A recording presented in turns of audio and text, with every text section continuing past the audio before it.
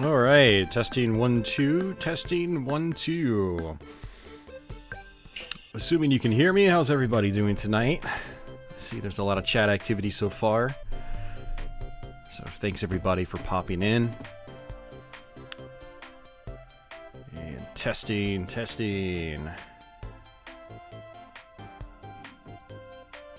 Trying to keep talking so I don't get a copyright claim on this music.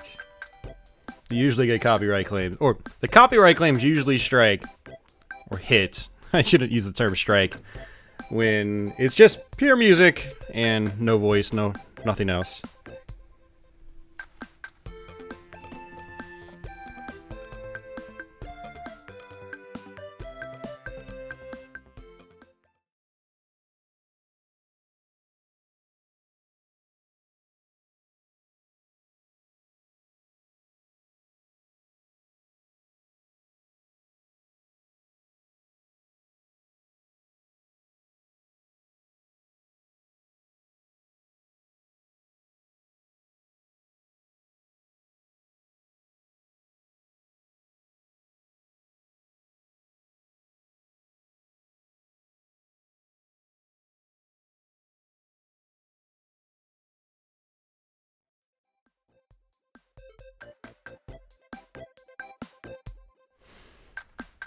Alright guys, welcome back to another stream.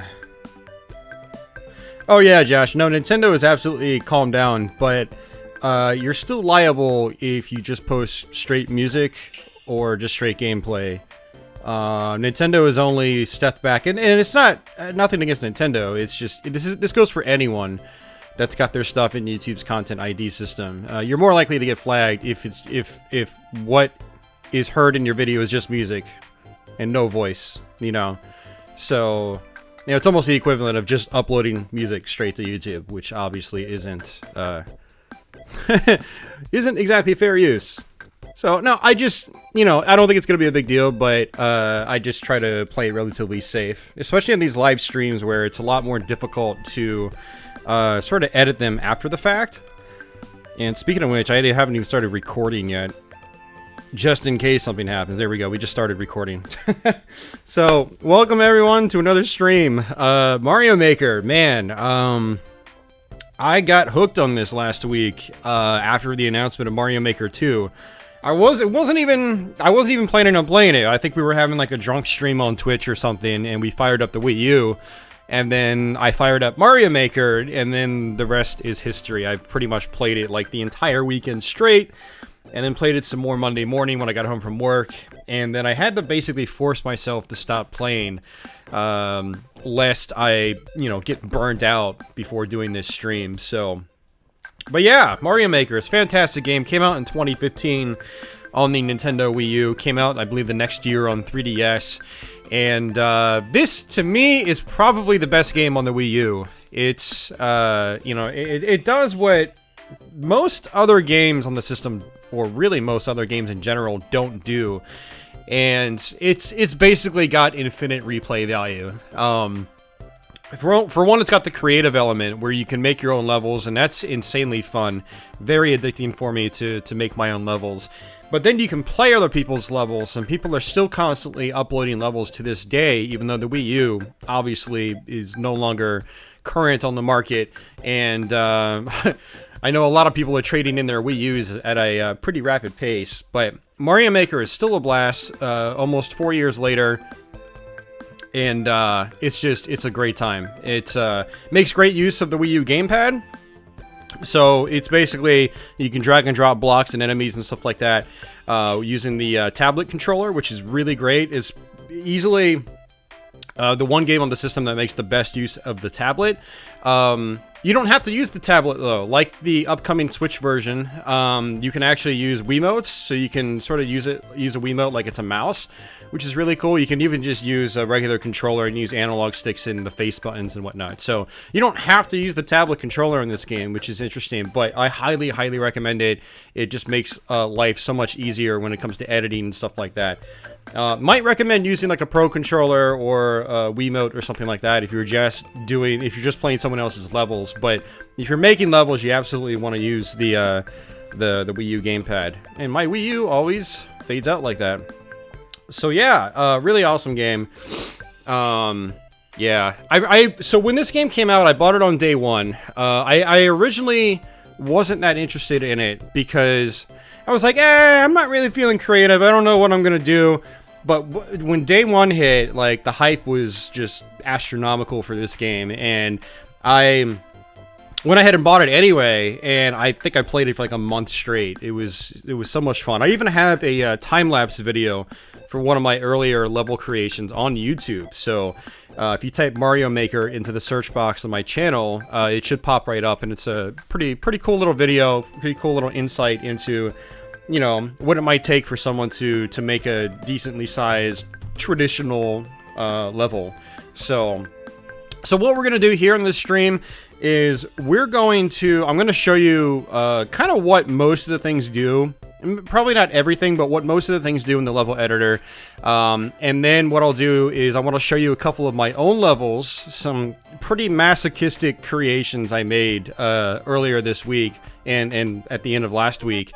And time's actually running out. So one thing that's really cool is you get dropped right into the game, and you can actually, what is it? So if you go to make here, you can actually just get dropped straight into this demo level that it generates, and then you can actually play it. So this is kind of like a randomly generated stage, which is really cool. But yeah, what we're gonna do is I'm gonna show you what things do in the editor. I'm gonna show you how to edit levels, and then I'll even show you the upload process, I guess. I might as well. And then what I'm gonna do is show you a couple of my own levels. Some really difficult ones that I made just this past week. And then what we'll try to do the various challenge modes. There's the 10 Mario challenge, there's the 100 Mario challenge, and there are varying difficulty levels. The expert and super expert modes are what appeals to me, because that's where you see just like the craziest off the wall level designs and very difficult level designs, sometimes unnecessarily so. But you know, actually, I'm kind of curious what some people would think of my levels now, but I haven't had any actual feedback on them yet. All I know is the people on Twitch think I'm a sadist. So, yeah, should be interesting to know what you guys think about those as well. So, Mambo Foxtrot, what's going on? He says that it's going to be weird with the Switch version where you don't have to touch when playing on a TV. Yeah, that is going to be a little weird because the great thing about Mario Maker and the Wii U is that you've got the display in the TV, but you've also got it on your tablet. And, you know, you're sitting there, like, looking at the tablet, and then when you go to test, you can look up on the TV and play it like normal. It's just so seamless. And that, I think that's going to be the big downside to the Switch version, unless Nintendo has some fancy solution. It is Nintendo, after all. I highly doubt it, though. I can't imagine them finding a solution. Now, if there was a way to like display the image on your TV and the Switch at the same time in portable mode, I don't see a solution like that happening. That would be really cool, though. But all right, hold on a second, guys.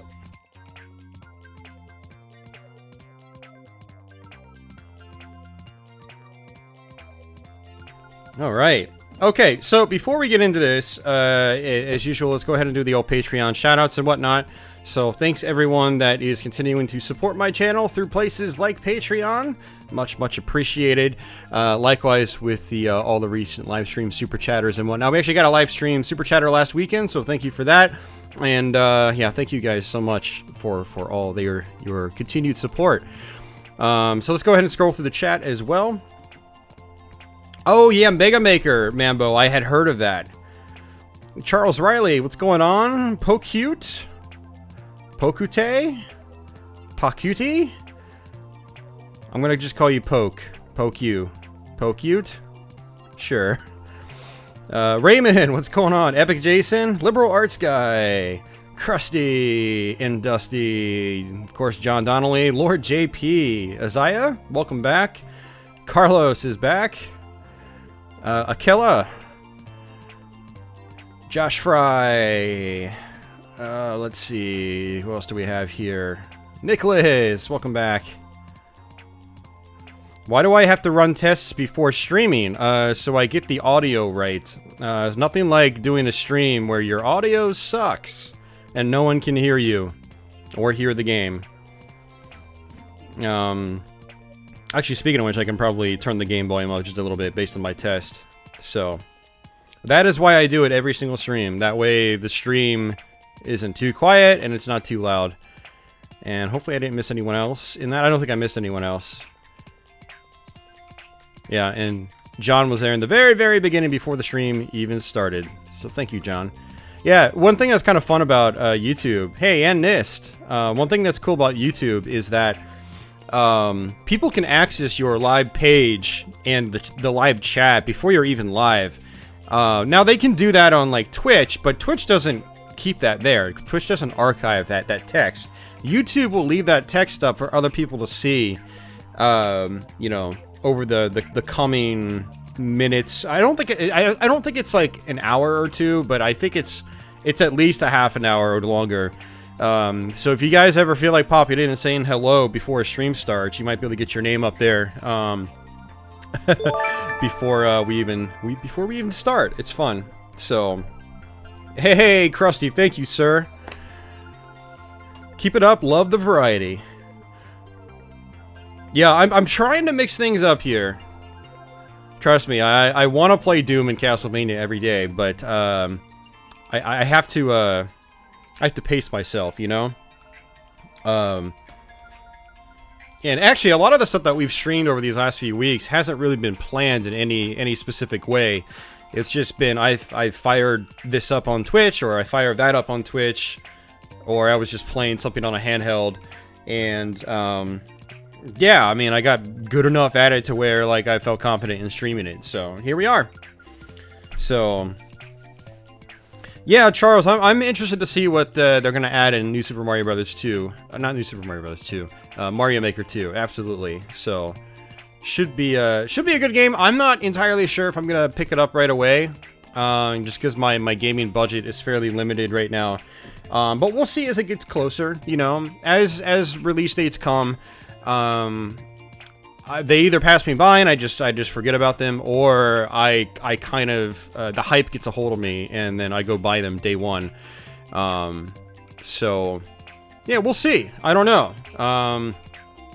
Yeah, we'll see. I haven't used my Switch really since like September or October, so it might get me to bust my Switch back out, you know. So, and it's not that I don't like the Switch or anything. It's just that, like, I've got so many other things to play that some of these systems I have just go unnoticed for very, very long stretches of time. So, like, actually, I just got Crackdown 3 on Xbox One today. I don't even know if I'm gonna play it. So we'll see. Did you like Dragon Quest Builders? And I've never actually played Dragon Quest Builders. I haven't even looked into that, so I don't even know what the gameplay's like. But I'll have to check it out. Not to be that guy, but when do you think you'll do another Doom stream? I don't know, Liberal Arts guy. It could be really soon. It might not. I don't know. So, hey, no problem, Jose. Hey, you like the level I created the other day? Yeah, Jose popped in on Twitch while I was making one of the other stages, and you guys will see those. Hey, Archie, how's it going, man? I'm sure Archie wants to see some Doom.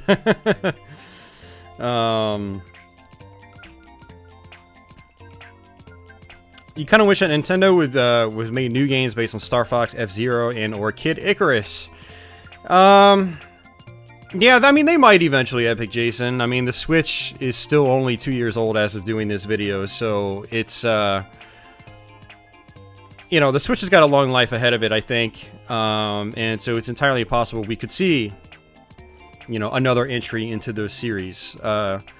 Although there is that one game on Switch right now. What is it, like Starlink or something? I mean, that's technically in the Star Fox universe. I mean, it's Star Fox characters. So, I mean, technically they are still working with that franchise. F-Zero, I mean, it has been stated. I mean, Miyamoto himself has stated, what else can we do with F-Zero? So, it's not entirely likely that they will do an F-Zero. The fans obviously want it. I want it.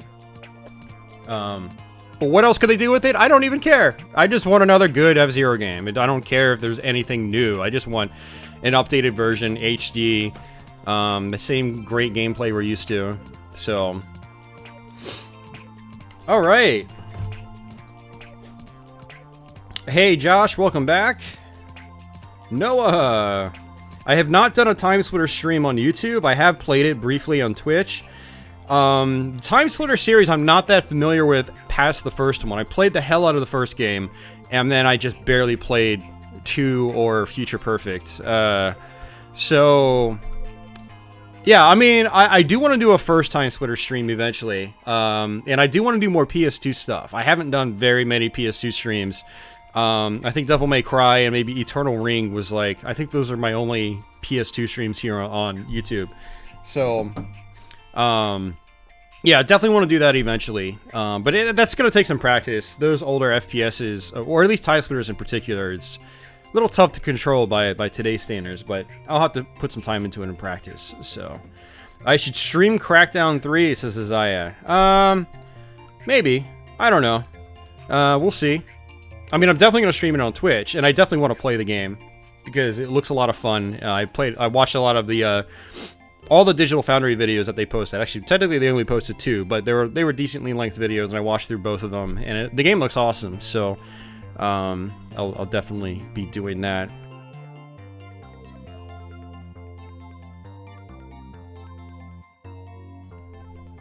Yeah. So the thing about the Time Splitters games is that you know, part 2 and 3, you know, they're kind of mission-oriented games, and I am not the biggest fan of mission-oriented stuff. I like my first-person shooters, kind of old school, very old school, where it's more about the dodging and action and stuff like that. So, I think I'm going to actually remove the pop filter, guys, because it's actually really difficult to see my tablet controller.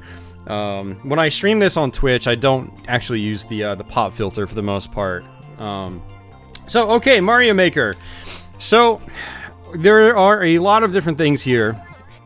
What we're going to do here is actually in the bottom right-hand portion of the screen, there's this little rocket. And also right next to it, there's a dog. If you hit the dog, it's the undo function. So, we basically do that, and we can get rid of, you know, anything that we place. And every separate step that you do, or every separate item you place is its own undo state, which is good to know. So if you're used to things like, if you're used to editing in like Photoshop or something like that, this is actually quite similar to that with how the undo function works. You just hit the dog again and again and again.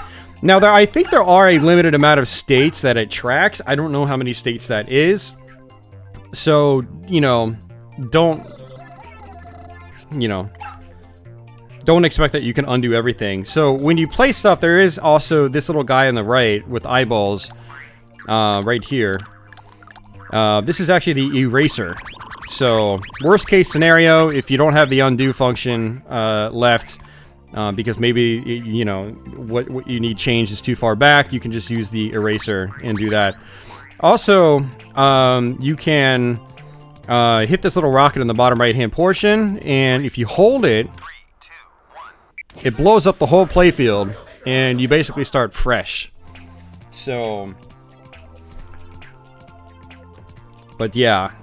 So what we're gonna do is we are going to what I'm gonna do is I'm gonna do the original Super Mario Brothers style. The original Super Mario Brothers style is my favorite to edit with in this game. It's just, I love the way it feels and moves, and I like the, you know, the editing music and stuff like that. Also, I mean, the first Super Mario Brothers was my first Super Mario game, and so it's the one I've played the longest out of all of them. And so obviously, I'm a little, you know, I'm a little biased towards that game. But what's really awesome is that, you know, you've got. I'm just gonna toss a couple things down here just as an example, just to show you the differences between styles. Oops.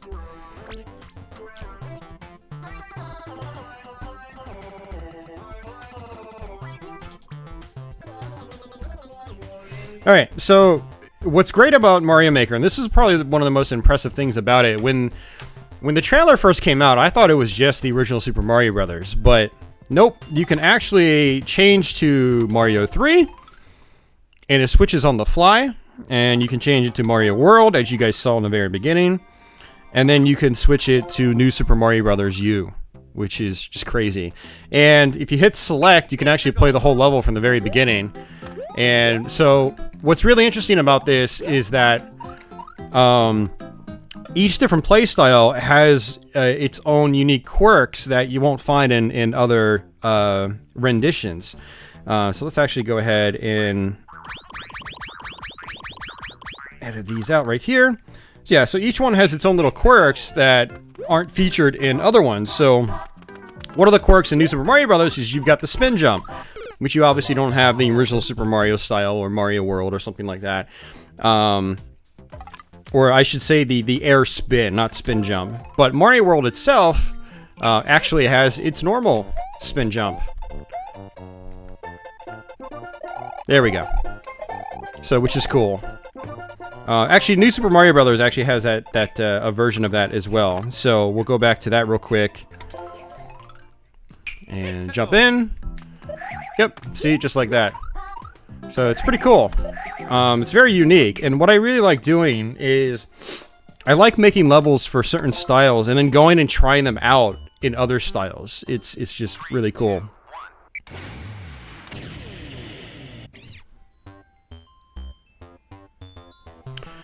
Super Mario 2 USA gets the shaft yet again.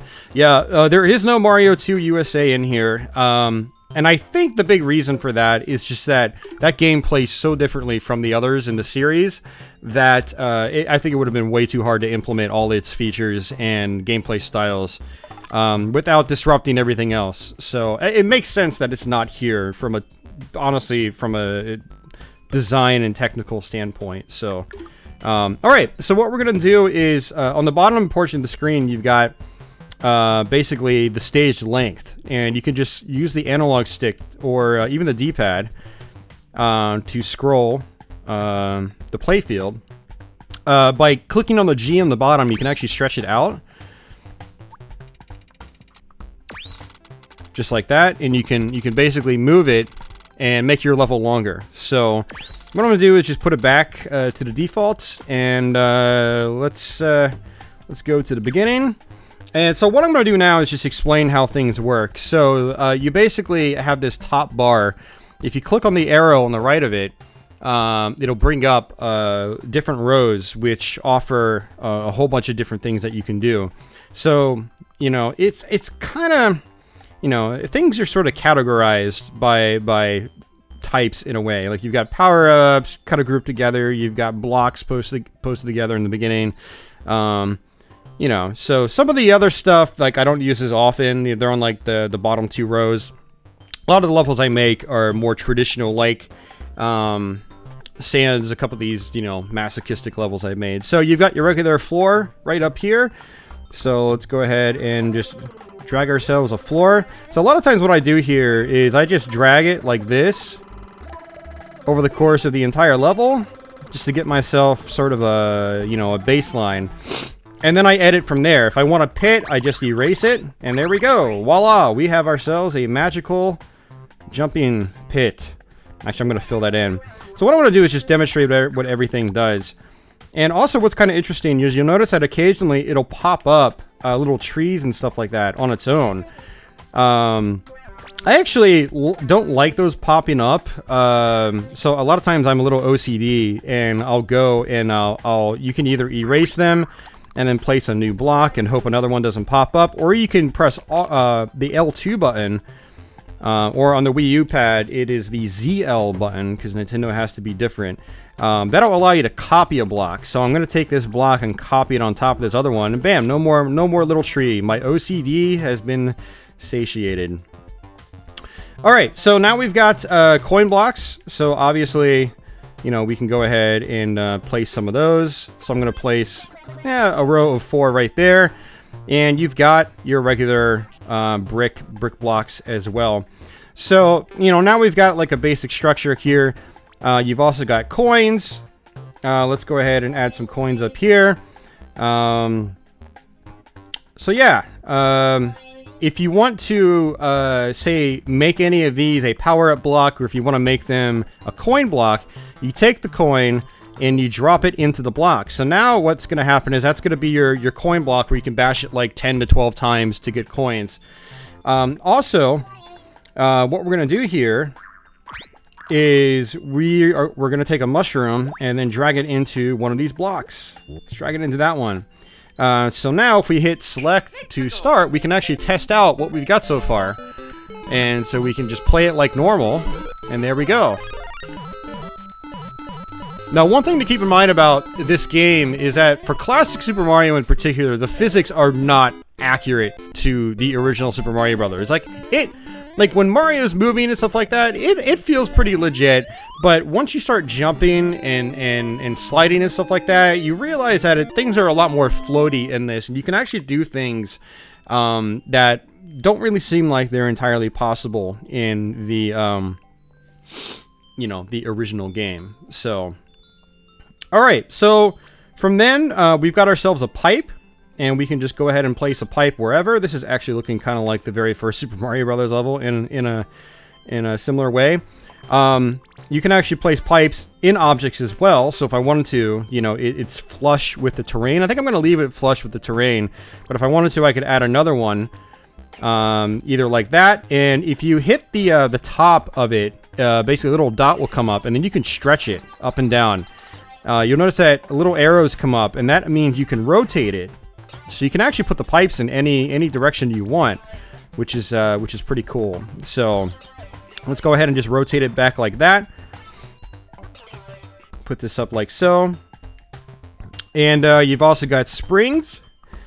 So I'm gonna go to actually place a spring right here, and because I'm a masochist,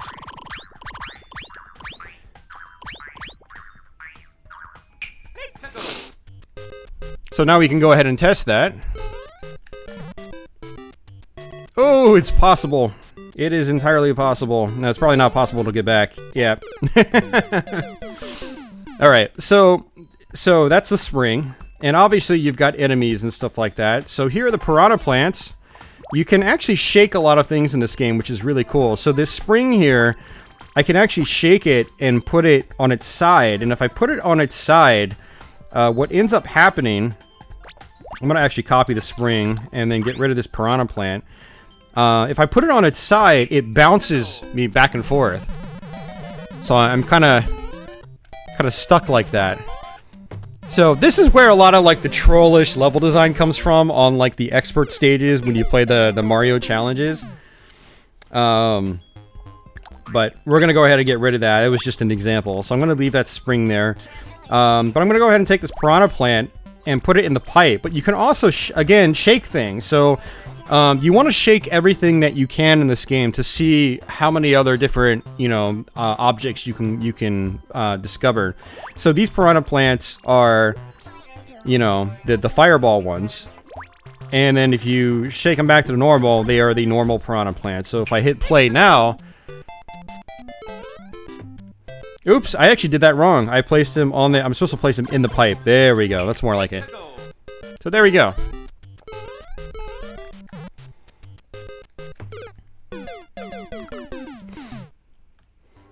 And so what I'm going to do here is actually use one of my favorite things in the game actually is these semi-solid platforms. You can also use the old traditional mushroom blocks.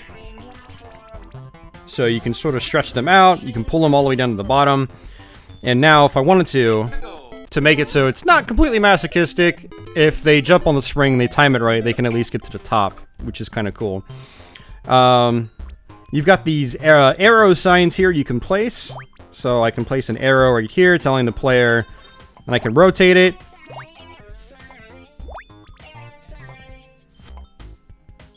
Let's shake it.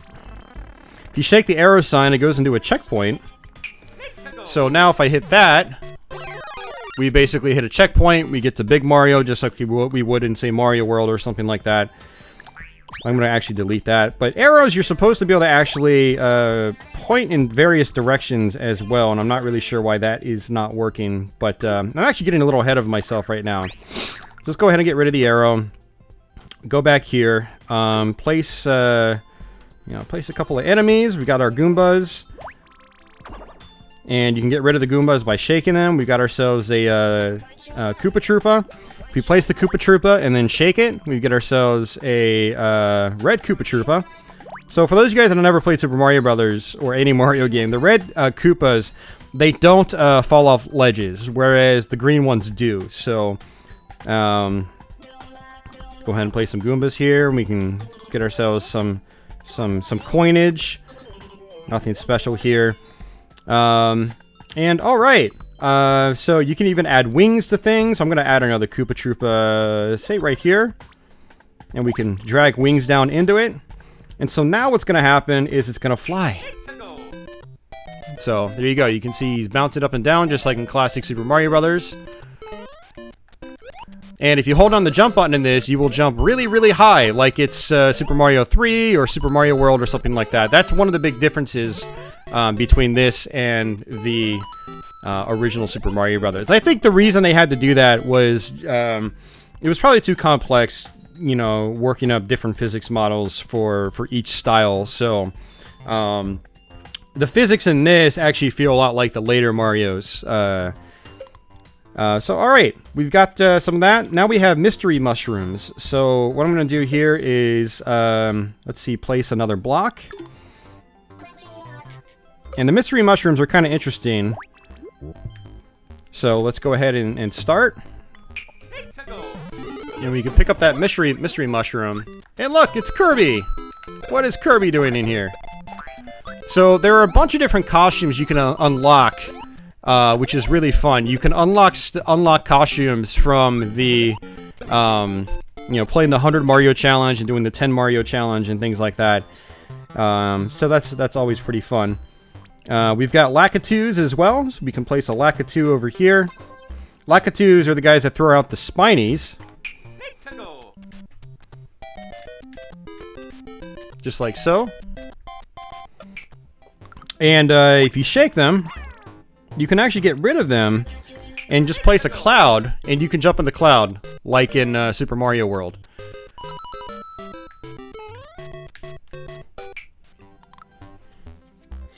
So if I really wanted to, I could actually just leave the cloud here. And since this is kind of a short little thing, I'm going to actually get a little creative here. We can leave the cloud here. We can go ahead and get rid of all this. And what we're going to do is, we're just experimenting here too. We're just kind of having fun. So we can block our way all the way up like so. And then let's make ourselves another platforming area over here. So what we're going to do is force the player to loop all the way around. And just, again, my OCD kicking in. Sometimes I like to have a little door leading into a level if it's blocked off from the rest of reality. And remember, like, we don't have to actually just end the level right here. We can drag this dot out and extend it. You can also raise and lower the exit, which is pretty cool. And this is as high as it'll go. So I might actually do that. I might actually just leave it like that. And let's go ahead and place these blocks right here. Oops. Oh yeah, you can set your timer as well. I clicked on the timer by accident.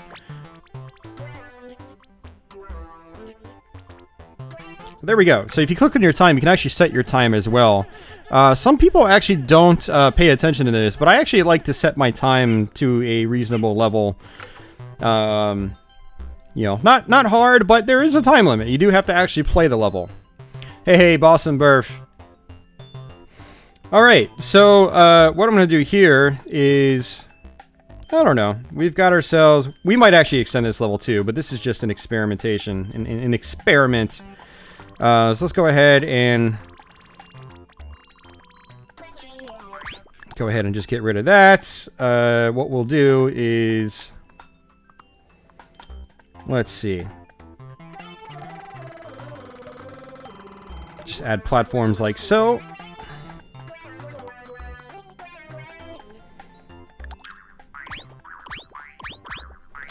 All right, so this will give us a little bit of room to experiment with some other stuff, just you know, as demonstration. So what we're gonna do is we're gonna leave this cloud here, and actually, what we might be able to do. Let me see if we can do this. Yep, you can do it. So you can actually drag a lot of power-ups into various blocks. So we can actually use this as a power-up to get up here. So now we're gonna get a little more evil here. So. What we're going to do is we're going to experiment with some of the bigger things. So let's go ahead and place ourselves a hammer brother right here.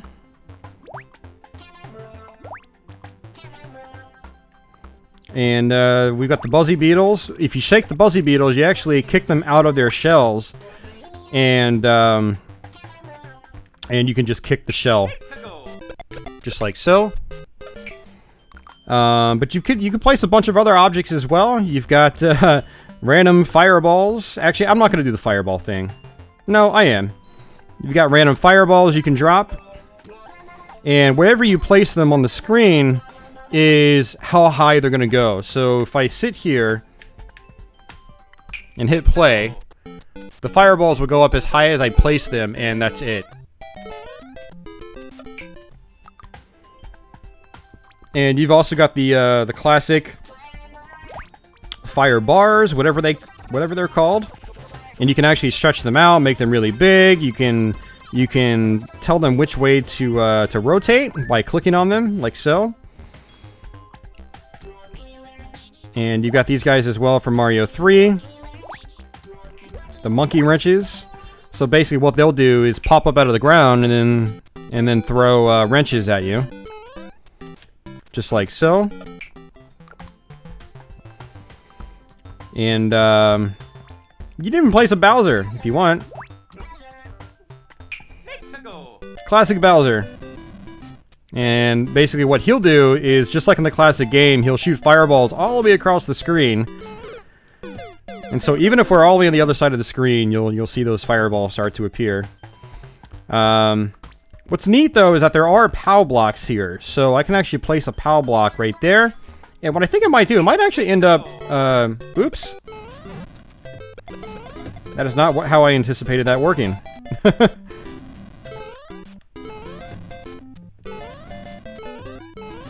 That's right. This is Super Mario Brothers. I can't pick it up. Why did that... Okay. Well, that's interesting. I thought that I'd be able to... Yeah. So in Mario 3, Mario World, New Super Mario Brothers, you can actually pick those up. But in the first Super Mario Brothers, you can't. So that's obviously not going to work out. What I'm going to also do is actually place these guys right here. So these are the platforms from Mario 3. And they'll actually respawn in this game as well after a certain period of time. So there we go. They come back. Just like that.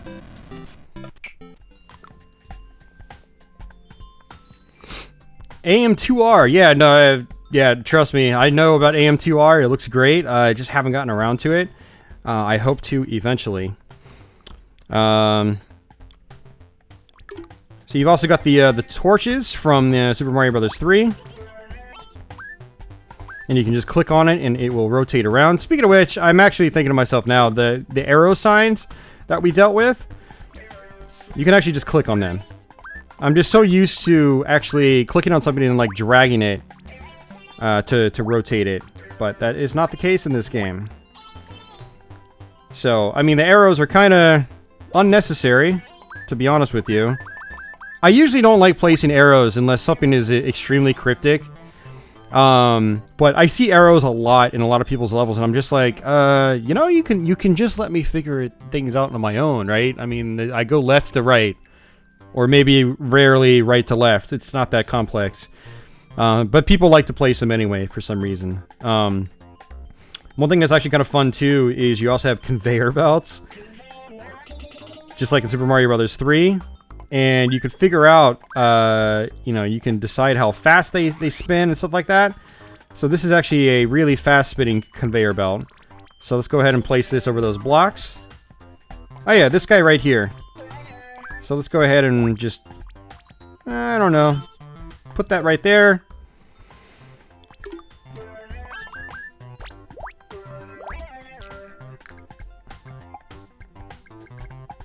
By holding down the L button, you can actually highlight multiple objects and then just move them, like so.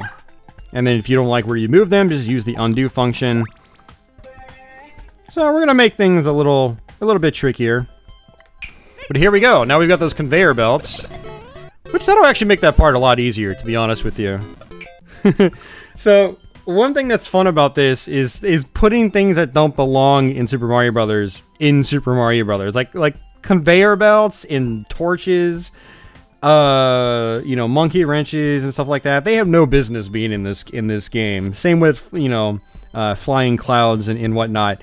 But it's still fun. It takes the classic Super Mario Brothers to like a whole other level. So the cannons, you should be able to shake them as well. And you'll basically let them shoot faster. So these are fast-firing cannons. The red ones are fast-firing. The black ones are not. Oh, Mambo, I know how dumb people can be. I've got some of the easiest levels, I think, in the history of video games, and people still die on them. How that's a possibility, I have no idea, but yeah, trust me. It's a thing, alright. So we've also got the P switches as well, just like in classic Super Mario Brothers. So what I will do is do a whole row of big blocks right here, or bricks. And let's see. We've got ourselves a hidden blocks, which is kind of cool. So what I'm going to do is actually take a P switch, put it into the hidden block, and then point to it. Because that is kind of actually cryptic. So, and just for the sake of it, I'll put another hidden block there. And just as an example, you know, you could put a lot of stuff in a lot of things. So if I really wanted to, I don't know, let's put a blooper in this one hidden block. So now we'll come here and we'll hit the hidden blocks. And look, there's a blooper. Crap. And I actually have to make a way for myself to get up there. So what I will do is I will do a platform. So you've got, you know, your standard moving platforms like you do in classic Super Mario Brothers. And so if we hit that, it'll raise us up. Nothing too terribly exciting. And we'll actually raise that up a couple notches. And, alright, yeah, so I'm basically just experimenting here. You've got bullet bills. And you can, sure, I thought you could rotate them and do them upside down, but apparently not.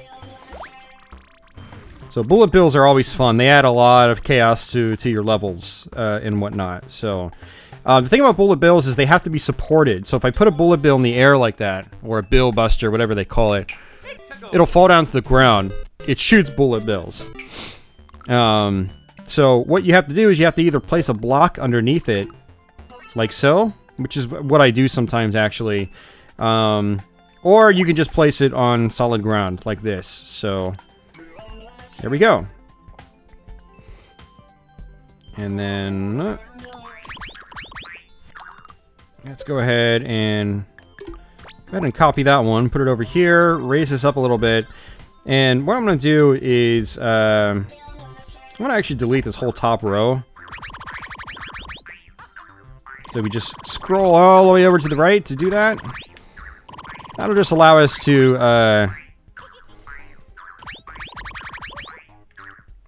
jump above the ceiling. So I think you can probably put Bowser in a hidden block, Mambo. Let me see if I can do that. So Bowser, there you are. Nope. Bowser doesn't like hidden blocks. Sorry, Bowser. Only one Bowser for you.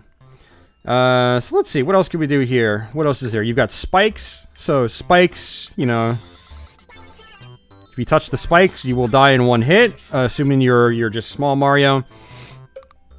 Just like so. And you've got your bouncy musical note blocks as well. And actually, you know what? That actually, I'm going to put some musical note blocks here. And I'm going to place them in a way to where they're not that dangerous. Like fireballs are between them, but not not on top of them.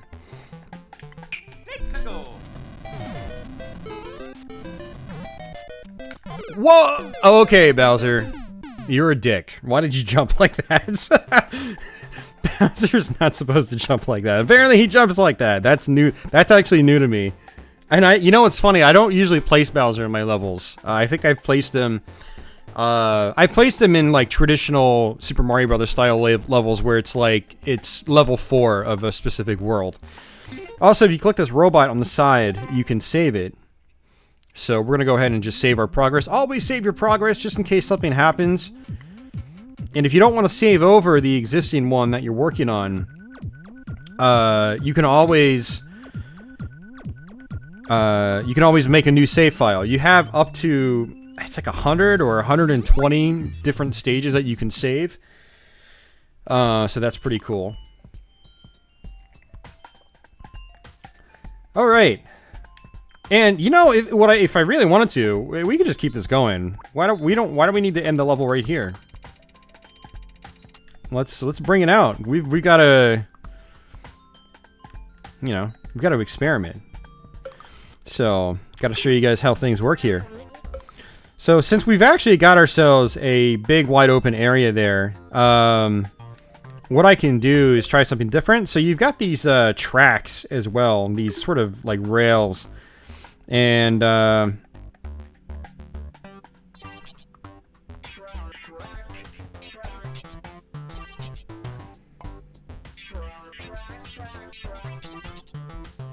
actually, that's kind of a bad idea.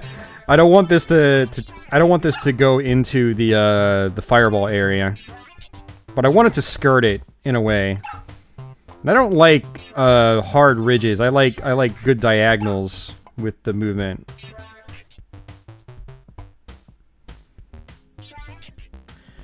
The one thing about this game is that it can be a little finicky with the Wii U touchpad, which is unfortunate. But so okay, you've got tracks now. You can actually, I'm gonna get extra creative here with the whole track thing. So we're gonna do different tracks like this. Oops. Let's go ahead and drag this one down. And we'll go ahead and do another track up this way.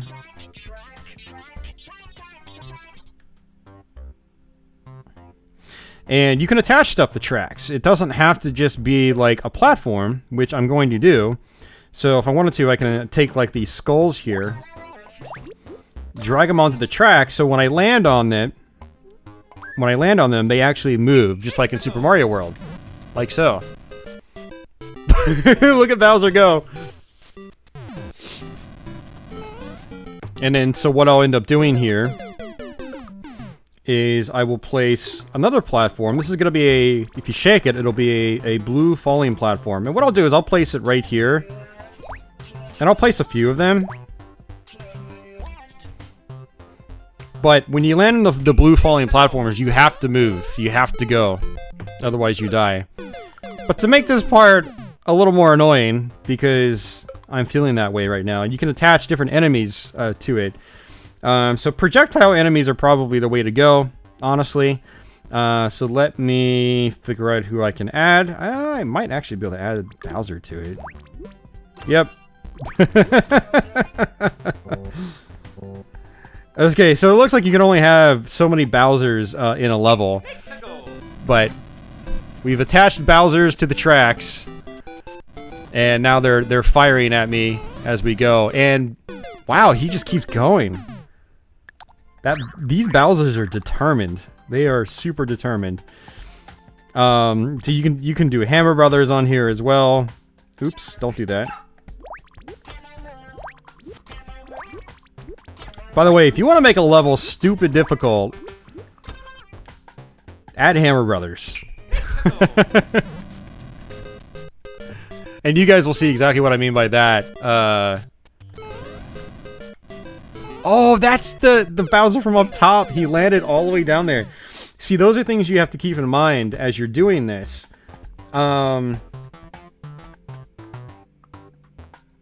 Yeah, those are things you have to keep in mind as you're doing this, because that Bowser shouldn't be jumping down like that. Although we might have the Fire Flower by this point. But there are ways to sort of get around that. So one way would be to do what's called the semi-solid platform, where oh geez.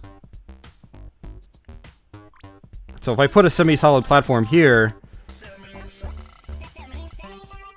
Bowser will end up landing on the platform. But then these blocks become redundant. So what I can do is I can probably move Bowser a little bit further this way, since he's not guarding the exit anymore. He's just kind of chilling. So we'll just leave him here. He's much less likely to come all the way over here and then fall off the ledge. But let's go ahead and get rid of these Hammer Brothers. And if you're just trying to get rid of one enemy, you want to just like point and click and just get rid of it. If you drag around like this, chances are you're going to end up dragging into something that you don't want to delete. So the game is a lot more accurate with your deletions if you just, you know, click one by one like so. So, okay. By the way, these skulls, you can actually make them into fast skulls. Just like so. So if I land on it, it's gonna power through really quickly. Like so. That might actually be the better way to go.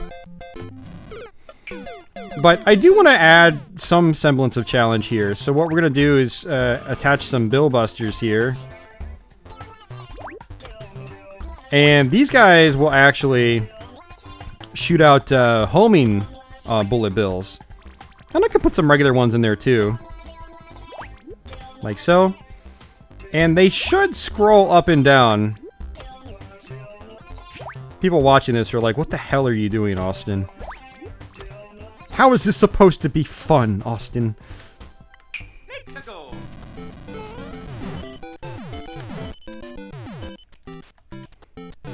There we go. That doesn't really make a whole lot of sense. I'm just demonstrating stuff for you guys. So, down on the ground, you can actually place cheeps as well. And you can shake them to turn them into red ones. And cheeps always make things annoying, to say the least.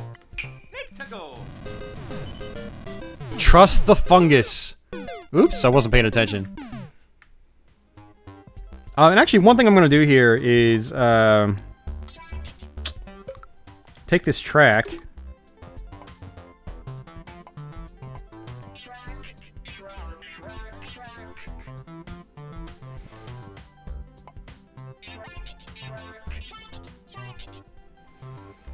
Alright, so we got some cheeps here. It'll probably make that track run a little bit harder. I'm gonna put this this guy right here. Put another one up here.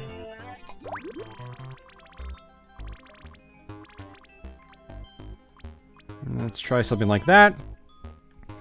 Hey, Gary, what's going on, man? You even got ice blocks.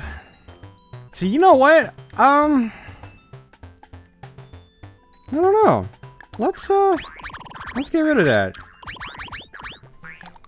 Everyone loves ice blocks. There you go. So now you slip and slide. And we're gonna get rid of these.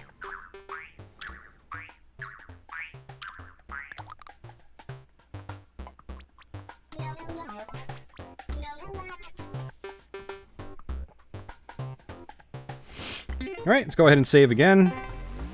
So for those of you guys that have never played Mario Maker, I hope you're getting a good idea of what the level editor sort of entails. Now this is kind of a mess, to be honest with you. This is not something... I mean, I like to make really hard levels, because I like to make levels that sort of excite me when I play them. If I make a traditional level, I think I'm happy with it. But I don't go back and play it again. If I make a really hard level that I have trouble with, I go back and I play my own levels sometimes, which is cool. So you've got these guys right here as well, which are basically one-way blocks. So if you place them, you can't go the direction. You can't go into the direction they're pointing. So this is actually a way to force players to press forward. So actually, Oh yeah, you click it like so. And then, oops. And we're gonna go ahead and just copy it up like so. So now there's actually no way to get back here.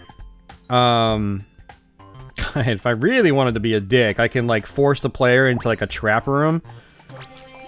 Kind of like so. And okay, this is getting okay, this is actually getting a little crazy now. But this is what's fun about Mario Maker. You're like, I'm gonna try this, and you're like, uh-oh, that just opens up a whole other that opens up a whole bucket of things, man. Yeah, so you know, I can have the player try to get over that with maybe I'm gonna spoil like one of the things I've done in my other previous levels. So if you try to jump here, it's pretty much impossible to get over without yeah, like you can't do like a full jump, especially since you can't go back. So that'll actually force the player to go through here. They can't get back, and so they'll have to do a slow baby jump like this to get past. So let's go ahead and get rid of this block. Yeah, right? Noah, a level ready for expert mode. It'll probably end up being that by the time we're done. But at least we've got, you know, we've got Big Mario. We've got the Super Mushroom and whatnot. Okay, so let's see. What else can I do here in the beginning? Can I do anything else in the beginning that's interesting?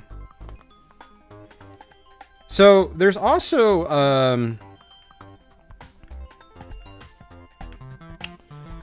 oh, I don't know. What have we got here? So just as like a little bit of an example, I'm gonna put these guys here just for looks, really. Not really for gameplay, but just for looks to demonstrate them. So we've got these guys that will attach the walls and then just walk around those walls. So they can add a significant amount of challenge as well if you do them in specific ways. And if you shake them, you'll turn them into blue ones.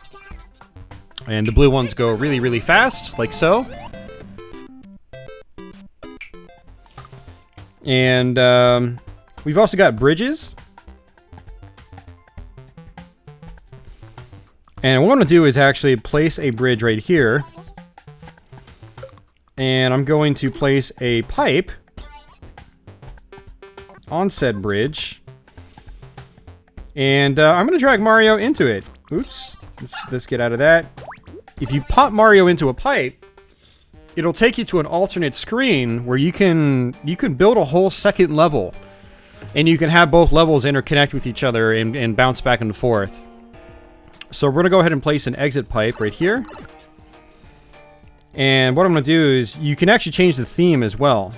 So we're in the underground theme right now. Oops, there goes my stylus. So you can actually, you change the themes. We're in the underground theme.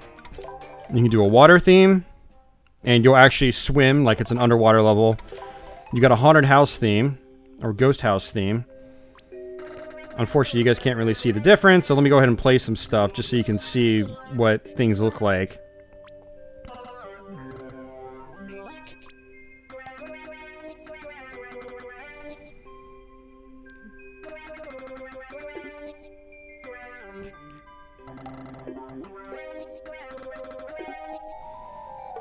Okay, so back to the main one.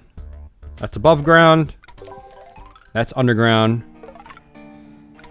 That's underwater. And you've got airship. It's funny seeing some of these styles in the classic Mario style. So you can make an airship level in Mario 3 and you can still play it in the Mario 1 style, which is really cool. And then you've got the castle theme. So in the castle theme, you've got lava and everything, which is really cool. So what I'm going to do is actually leave it at the castle theme, just because. So the thing about how pipes work in this game is that as long as you can touch them and they're accessible to go into, like I've dropped Mario into one and the pipe is absolutely a gateway to another pipe. You can access them, you can go back and forth between pipes. So when you're placing pipes in this, or exit pipes or entry pipes, you need to make sure that you place them in a way to where the player can't get back into them. So what I like to do is usually put them on their side, or what I'll do is I will put them so high up that the player drops really far and there's no way of getting back into the pipe. I've actually come to prefer the placing them on the side, and you just sort of taper them a little bit from a wall. So you notice that it comes out a little bit. So the player can't get back up into the pipe.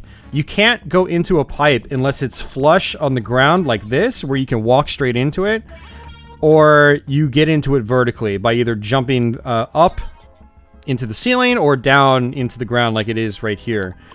So we'll go ahead and grab this pipe. We'll rotate it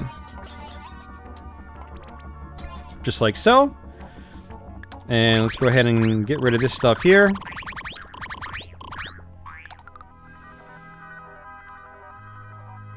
And I'm going to actually show you a really fun feature, actually.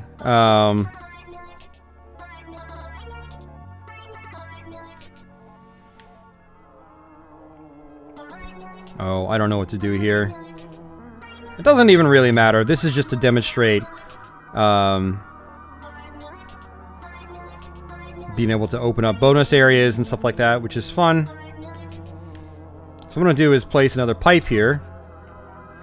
And this pipe doesn't matter as much.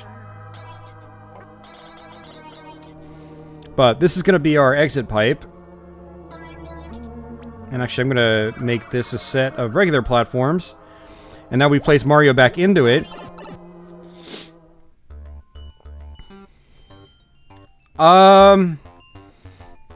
There's no way to make pipes one way, no.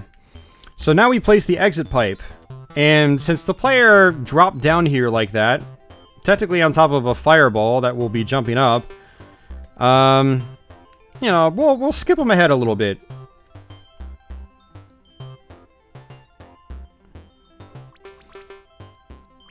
Let's like put them up here or something like that. No, we'll we'll put it over here like so. Add a couple blocks just to make it feel a little more seamless. And then I think what I'll do is add another platform right here. And let's go ahead and add ourselves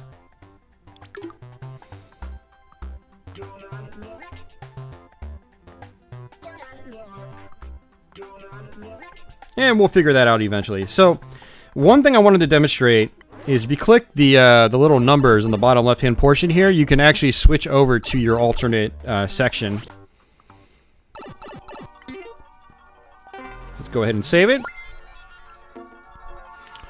Alright, so one thing that's really fun is if you click this little frog on the left-hand side of the screen, you'll notice that everything goes relatively silent. This is the sound mode. And you can pick different sounds. So you basically just drag them into something to have the... And when Mario crosses that block, so say right here...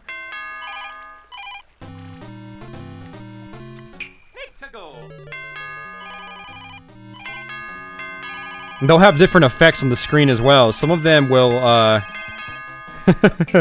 some of them will, like, make the screen distorted. So let's actually just have a whole cluster of craziness here.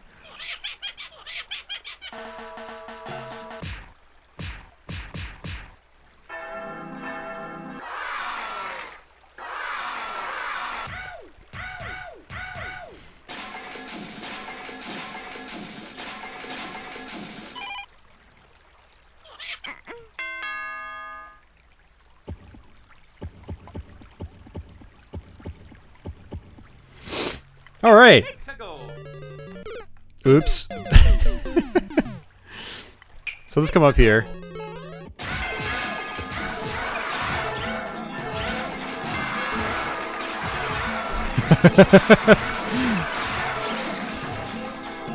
So that's a demonstration of the sound functionality.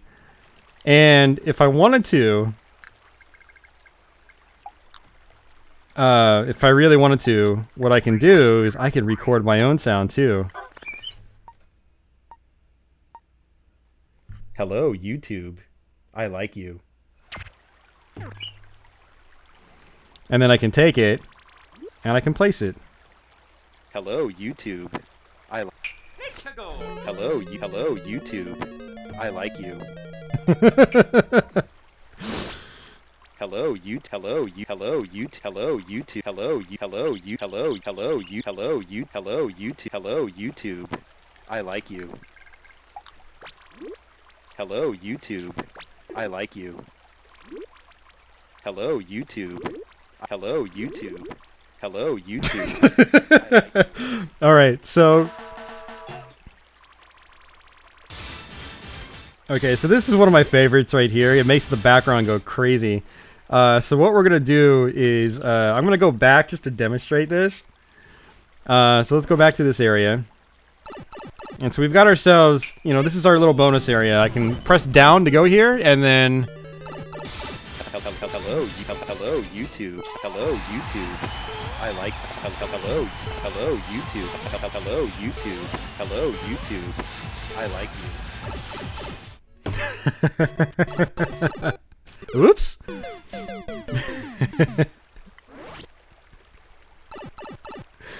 Oh, man.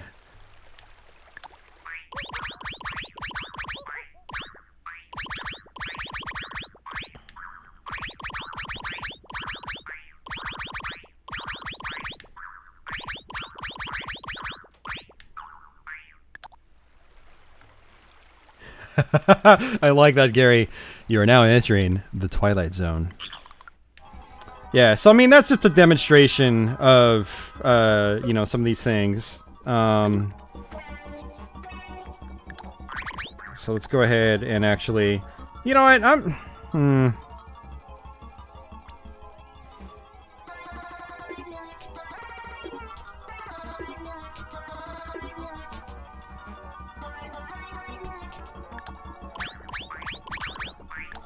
My OCD is getting a hold of me again.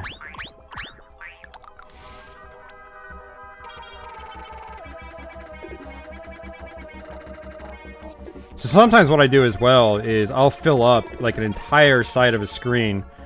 One way to do this, well, I was gonna say one way to do this a little bit easier is just copying and pasting blocks. Also, I find that using the D-pad when you're just trying to move Mario up and down is better for trying to get like good straight lines of blocks.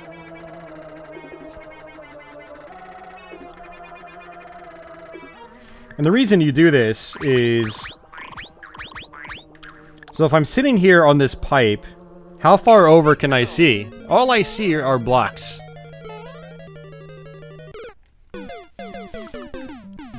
So it kind of makes you feel like you're in an actual, like, enclosed room. You're not, you know, you're just not wide out in the open, in the void. Or like Gary said, in the Twilight Zone.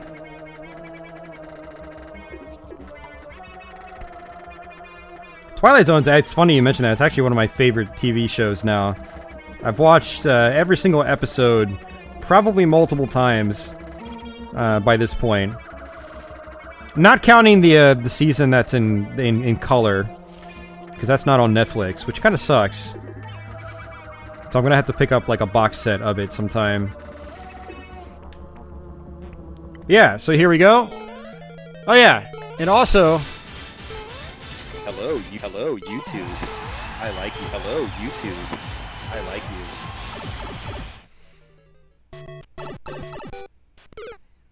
you. Oh, that would be great, Deadly. That would be awesome, man. You should totally do that. Alright, so let's get back to demonstrating some other stuff that you can do in this awesome game. So yeah, I demonstrated the tracks. But if you really wanted to, you could also add... Man, the tracks are really tough to manage, though. You've got to be really slow with them.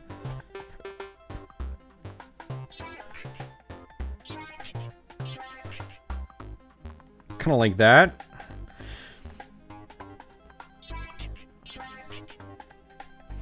And you can take these razor blades and add them to them.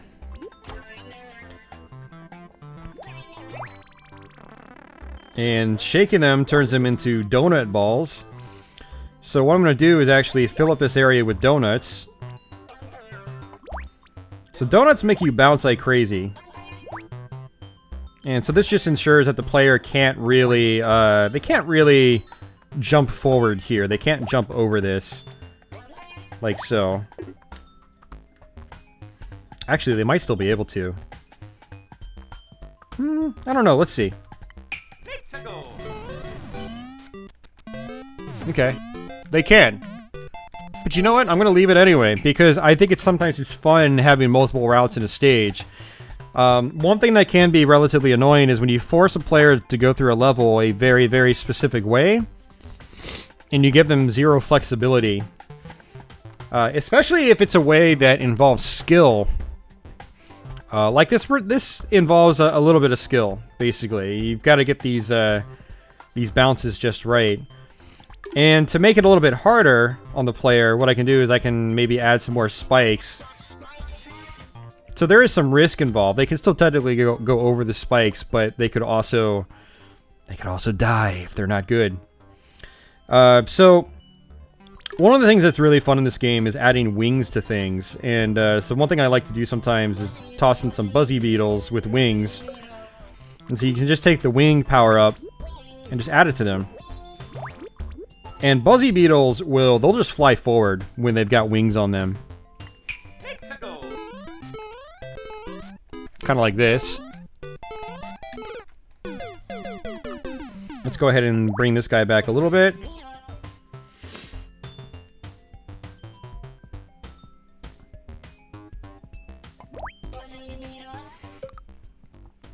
Alright, so what else do we have here that I can add to this, this mess of a level?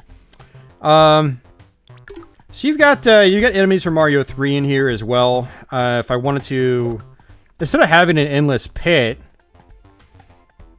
the endless pit honestly makes things more difficult, because then you have to get it right on your first try. But if I really wanted to, I could give the player a little bit of leeway. So if they're Big Mario by the time they get to this point, they can still walk on these guys.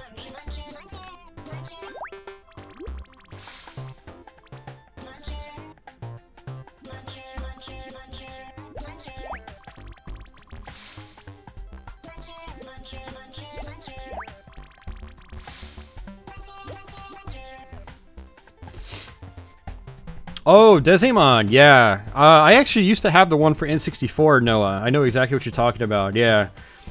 Yeah, we'll have to try that sometime. That could be interesting. So, alright. Yeah, for anyone that doesn't know, Desimon is a shoot-'em-up maker. Speaking of which, just go back to this earlier area, because I feel like, you know, I should make this a little bit harder. So we've also got chomps. So you can take a chomp, and you can shake him to make him just run around like crazy on his own.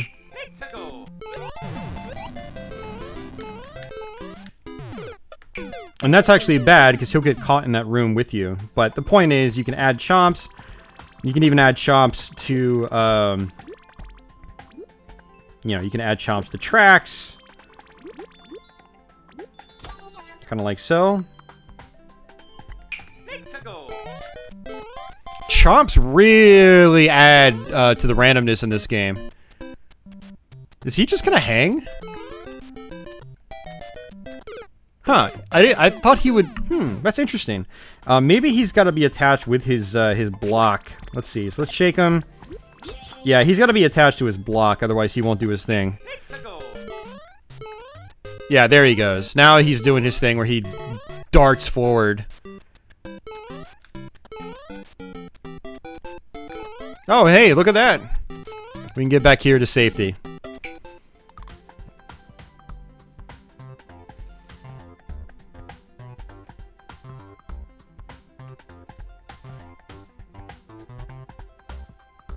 Oh yeah, yeah. It looks like Mambo's talking talking emulator, not flash drive. So okay, that's good to know. All right, so we've also got these guys, the Wigglers from Super Mario World. And actually, you know, since we've got one right there, what I can do is just get rid of this block. Let's see. I forgot. How high can I go up? Can I go up there? Oh, nope, not quite. So I need to bring this block down just a little bit.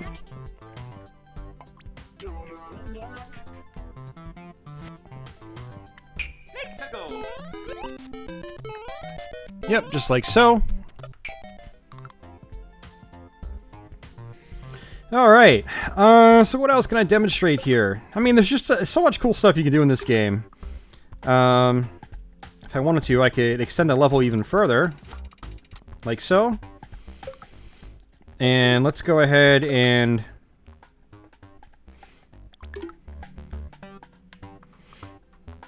gonna add a semi-solid block up here. Semi-solid platform, as they call them. You can stretch them all the way down to the bottom of the screen, but when you place them or you stretch them, you've got to make sure you don't go past the bottom of the screen, otherwise it'll disappear. It won't take. And these things are great because you can shake them, like so. And what I really like about these things is they add, they can add to the aesthetic of a level as well. So like, let me take this back to the beginning. So one thing I do is I'll decorate certain sections with these semi-solid platforms. So say like right here.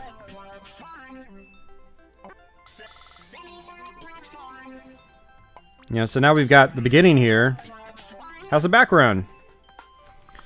Of course, it's not always that cut and dry.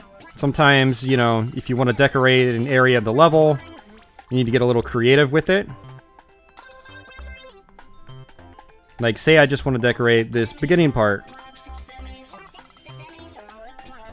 Like so. So this hallway is colored. But the thing about the semi-solid platforms is they are actually platforms.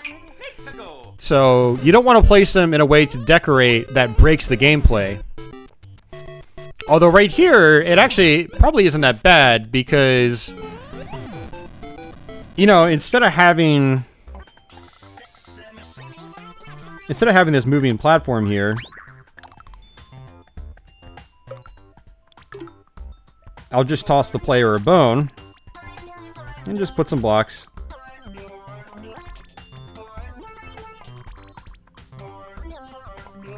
So the thing about you can't really place blocks on semi-solid platforms directly. You have to take them and drag them into them.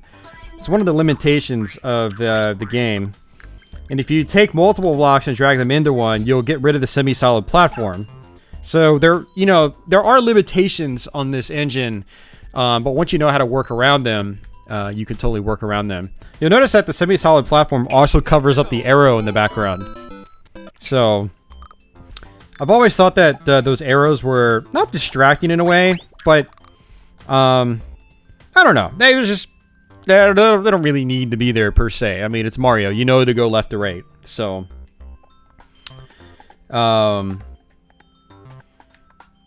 okay. So all right, we've got Hammer Brothers up there. We got Bowser. We got some Bill Busters. How can we make this top section more difficult? I mean, I could always add some booze or something, you know?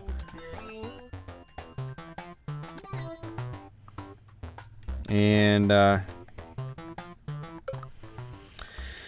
oh, let's see.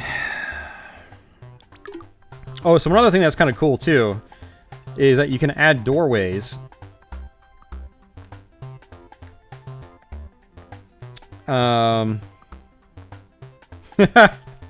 Oh, man, this could be really trollish, actually.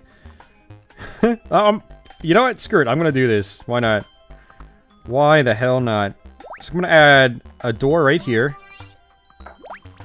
And I'm gonna take this one all the way over here. I hope this doesn't get rid of the semi-solid platform. It might, actually. No, it doesn't. Okay, great. Why don't I put a door right there? I'm gonna put this block right here.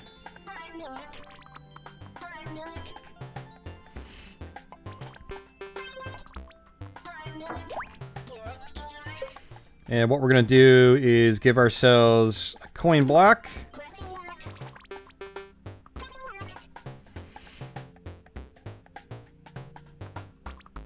Oh.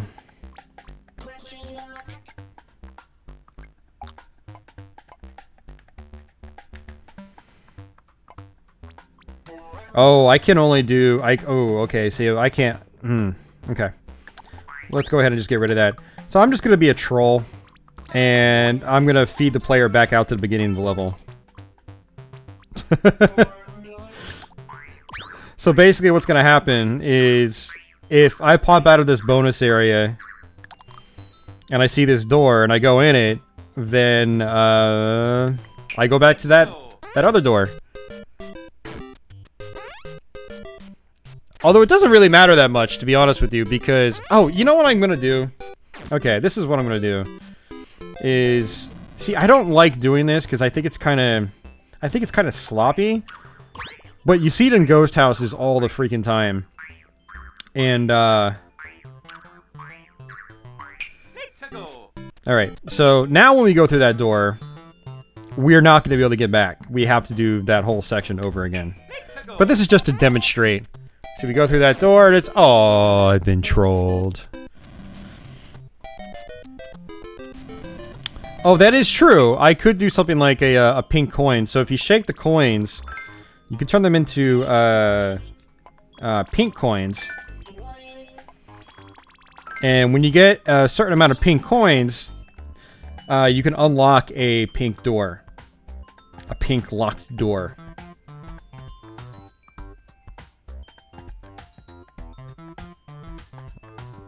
Hey, Jeff, man, I didn't see you out there, man. Long time no see, dude. So we'll actually... Oops.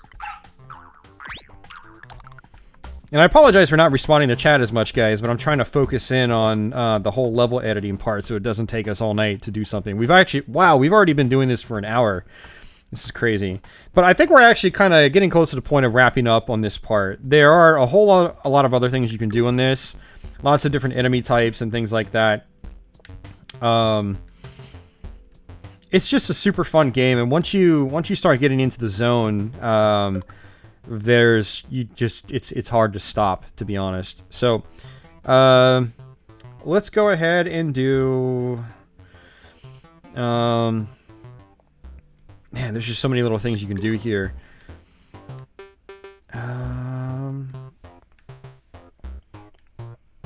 Well, since we are being a little masochistic, what I shall do...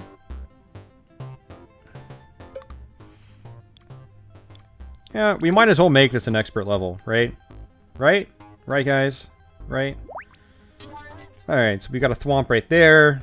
We got a thwomp right here. Right on top of that. You thought the pink coins just gave you a key you could use on any locked door. I think you can probably have it like that, Mamba. Like if you just do one pink, or one pink key, or one pink coin, it'll do that. But you can place up to 5, and so you'll have to collect all 5 in order to.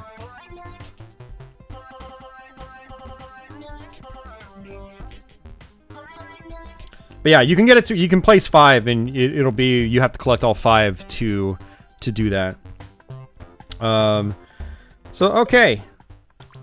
Like I said, we're gonna make things a little more challenging.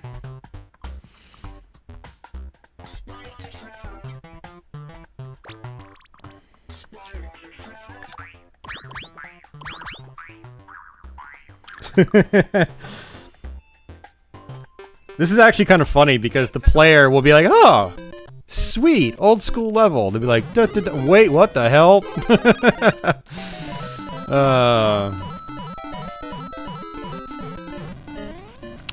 You're right. A 1-up has not been placed yet. And so what I'm going to do is, let's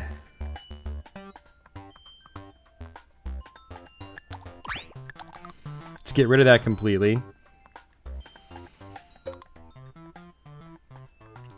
Here, this one's for Noah. So we'll do a hidden block with a 1-up. we'll leave the arrow there.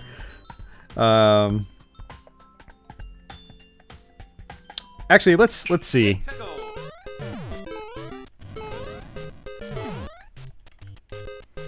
I think I can probably make this.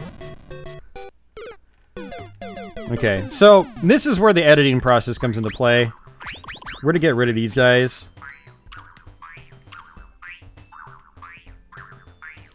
Hey Jeff, tell us your favorite Super Mario Maker level you made to date. It would be one of the ones I made over the last couple of days, actually. So let's go ahead and trigger the thwomp.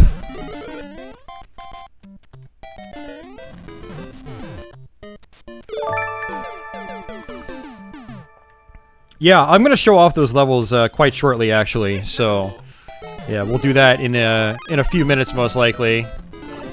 Oops.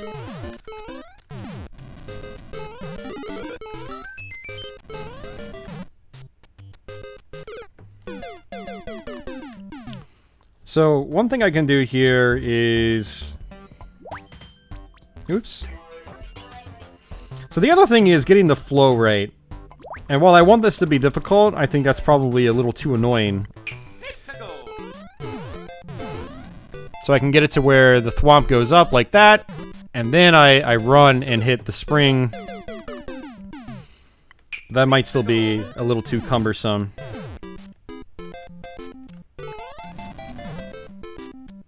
Nope, you can get it.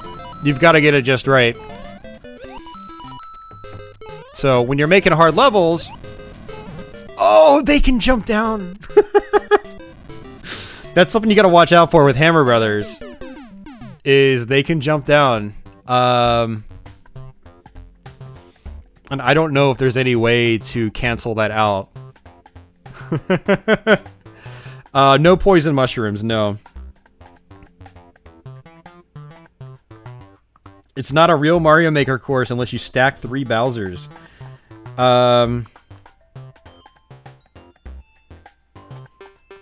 We can do that.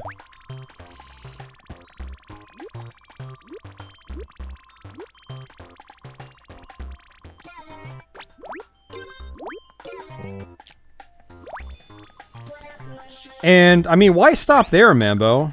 So, let's go ahead and take a Super Mushroom. You can actually take a Super Mushroom...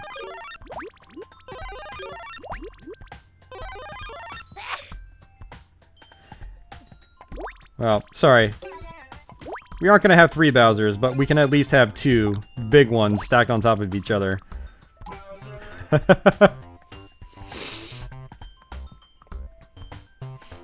And one thing I can also do here... Man, this is getting ridiculous. Is I can take these... Oh, man. I can't remember a big Bowser, like...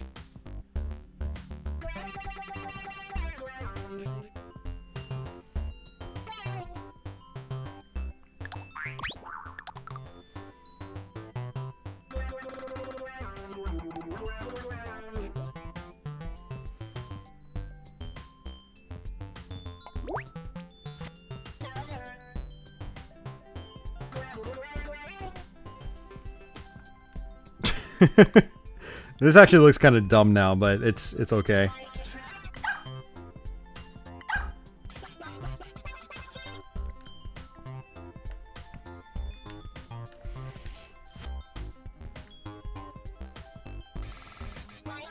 Oh, actually, I have an idea.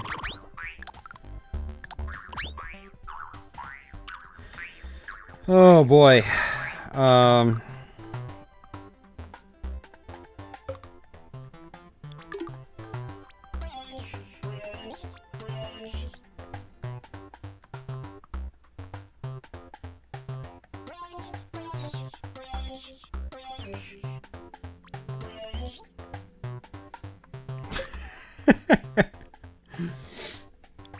This is bad, man.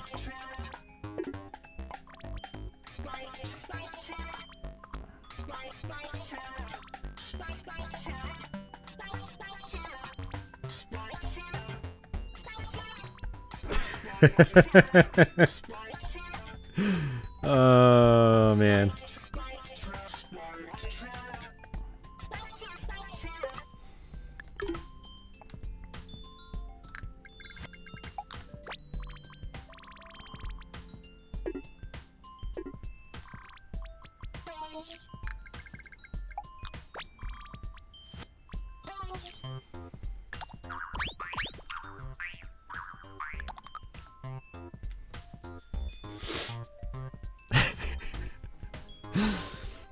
Yeah, right? How can I make this area a bigger pain in the ass than it already is?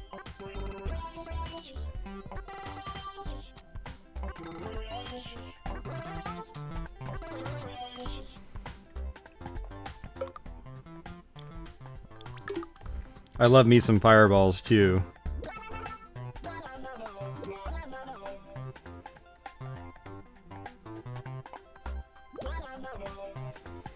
So what I think I'm going to do is add,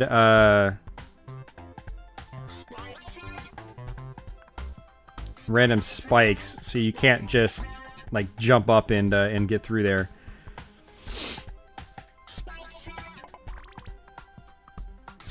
Kind of like that.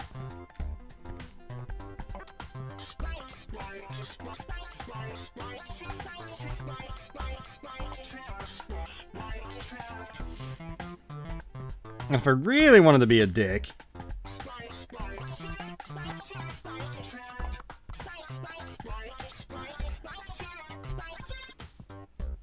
actually, that's actually fine.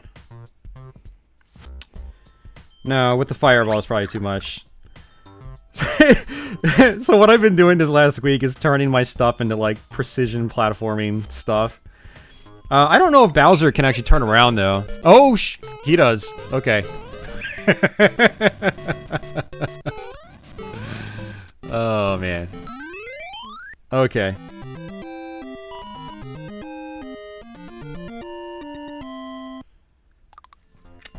Okay.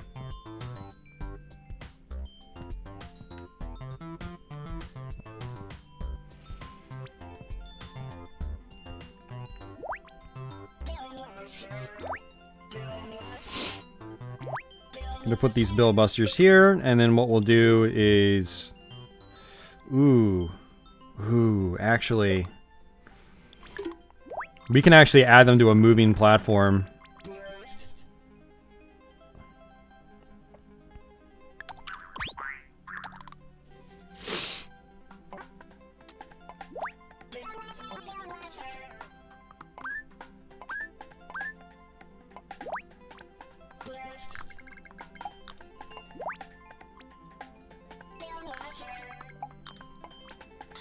So we'll move these spikes over here. We'll move the Bill Busters a little bit closer.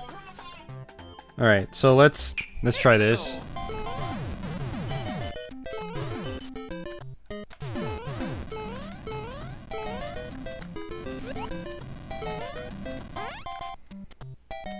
Dope.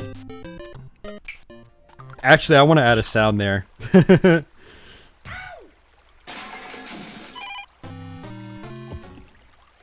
Hello, YouTube.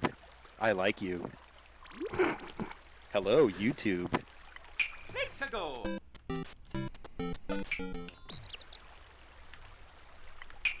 Hello, YouTube. I like you.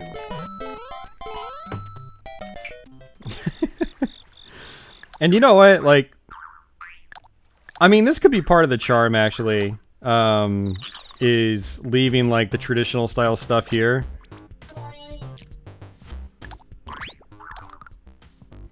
But I feel like I feel obligated to get rid of it just to make it masochistic right from the very beginning.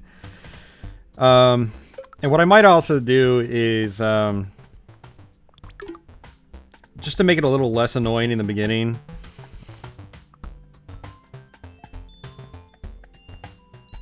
Is oh, I don't know.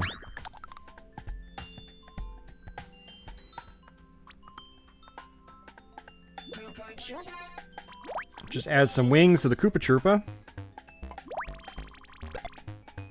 Oops. So one other thing I did want to explain is that, you know, you can actually... One thing that's interesting about this game is that you can actually take a fire flower and place it into a coin block or a question block, and a fire flower will pop up right away. So you'll know that that's not something that happens in the classic Super Mario Brothers. But if you put a fire flower in a mushroom block, the fire flower just overrides it completely. So in a patch in the game, they basically changed how that works. You can stack a fire flower with a mushroom. So you basically will stack them together, like so, and then drag them both into the block that you want. So let's go ahead and do that again, just to demonstrate. Alright, so now it should give us a much... Wait, what? Okay, let's try this again.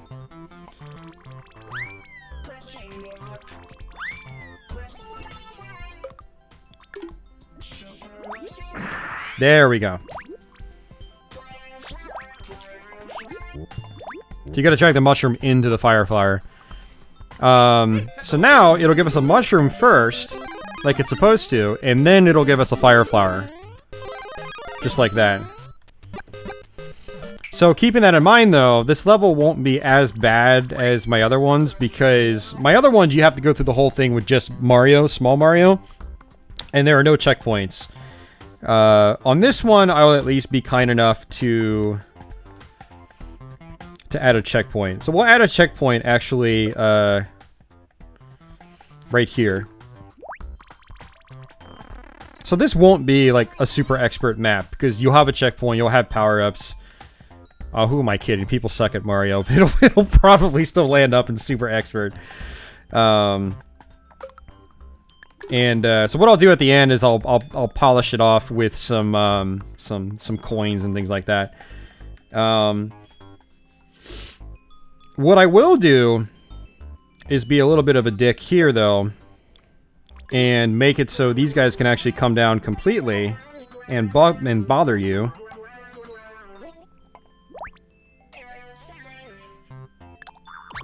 We'll get rid of those coins.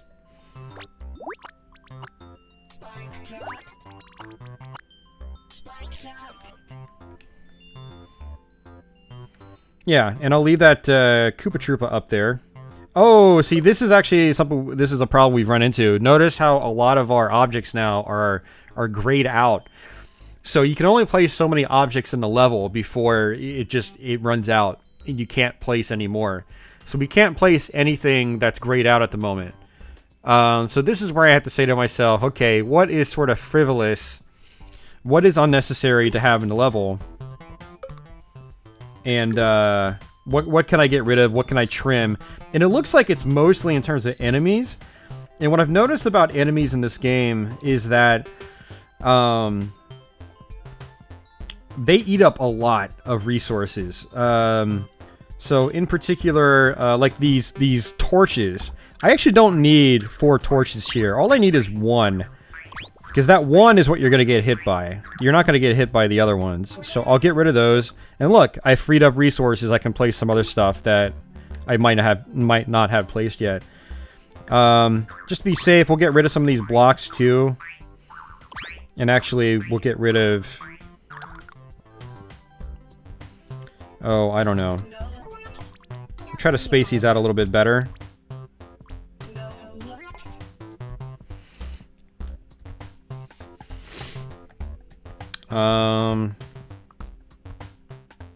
Like these bill busters, they aren't really that threatening, to be honest with you, with how I have things laid out. So what I'm going to do is actually delete some of this stuff. Oops. I don't want to delete the whole thing.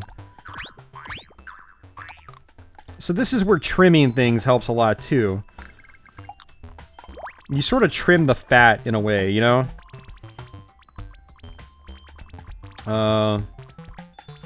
You know, we'll put one right here.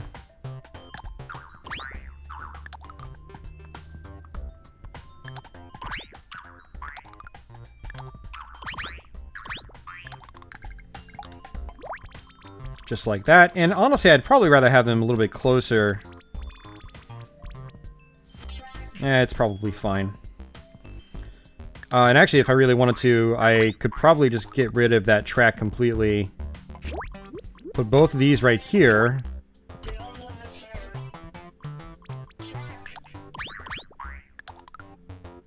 Kind of like that, and then copy this guy right here, so there are multiple stacked on top of each other. And I should probably have the red ones trigger first, because they're homing. And, so let's start this from here.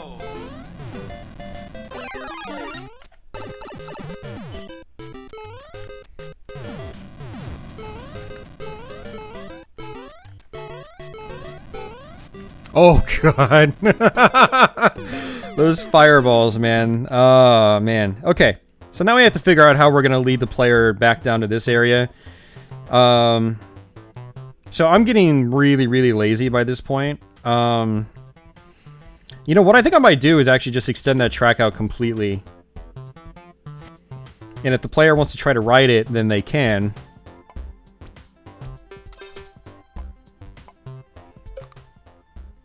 So let's see.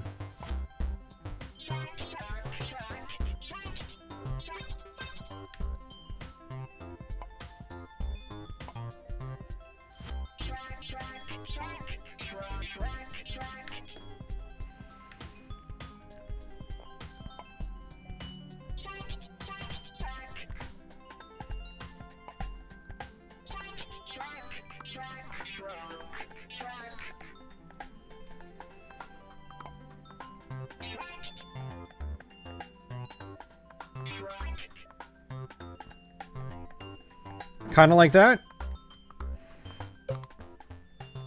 And because I'm not going to be a complete dick on this one, I will put a tiny falling platform right here. That way, if the player doesn't jump off fast enough, they can at least... Oh, that's going to be tough, actually.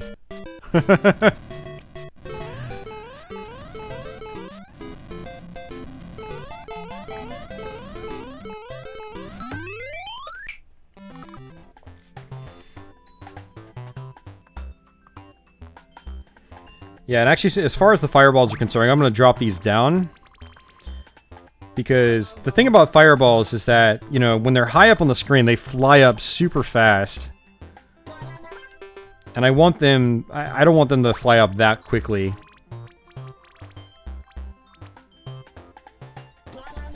So I will leave that one there, so, you know, they will have to jump up pretty quickly. By the way, this level's really sloppy, but who cares? It's for demonstration purposes. And if I really wanted to... I could have multiple skulls.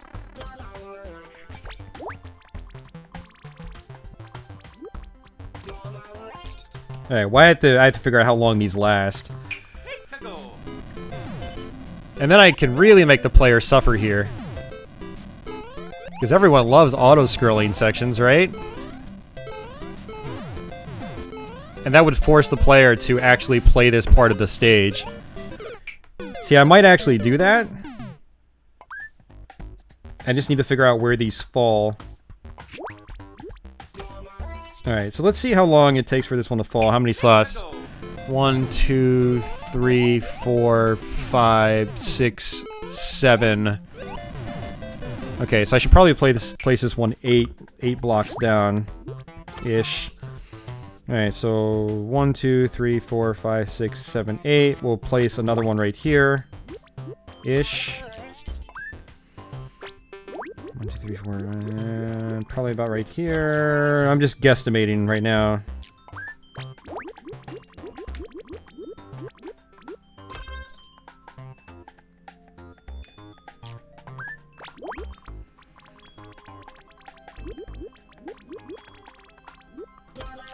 Okay, so that makes that part at least a little bit easier.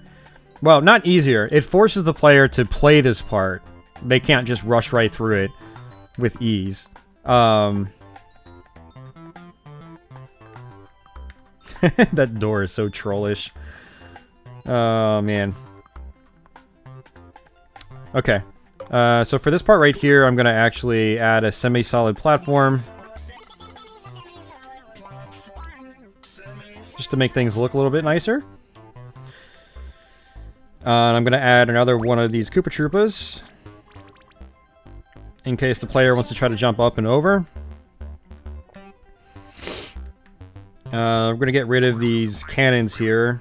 Or we're going to get rid of a couple cannons. Okay, going to get rid of one of these guys. Because I'm running out of enemy types, honestly. Get rid of some of these boos.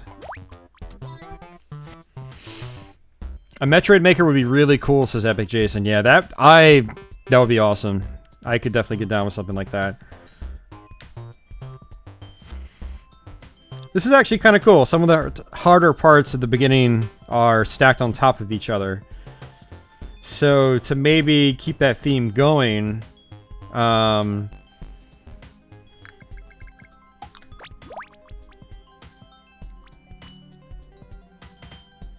never mind. It doesn't stack evenly. Oh no, it will. If I do it like this, but then rotate these around.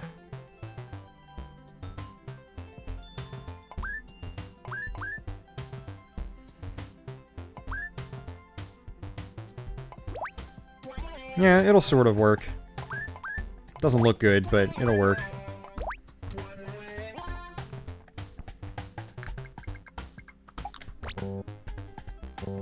Oh, I can't place anymore. Okay, you guys are getting out of here. Okay, never mind. We're just gonna leave it as is. I'm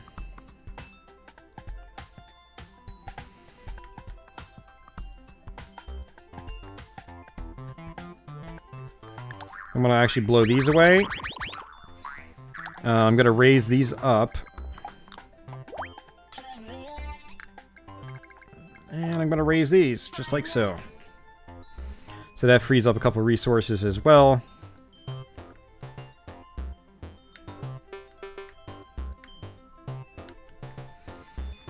And just in case the Hammer Brothers decide they want to drop down, I'm gonna add that. Gonna move these coins down. I don't think I need 2 full rows.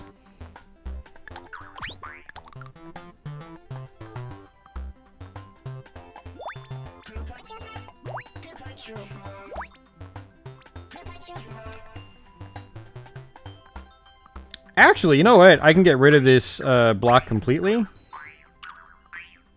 No, I don't want to do that. That's going to make it too hard.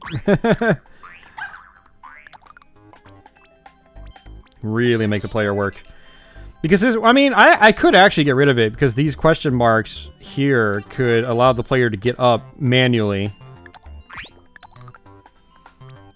Kind of like so. So basically I can run up here, jump, jump, up. And as such, I can actually just get rid of this guy because it doesn't look like it's much of a challenge. And I'm not a huge fan of, like, really cheap challenge, because you'll notice that, like, the screen doesn't scroll up until it's too late. And so I don't want to place anything there that's going to kill me, that's off-screen. I don't want to just run into fire off-screen that I can't even see, so that's just unfair. So... and this is basically just an effort now to free up some resources. So I don't think we need 4 fireballs. 3 is probably more than enough.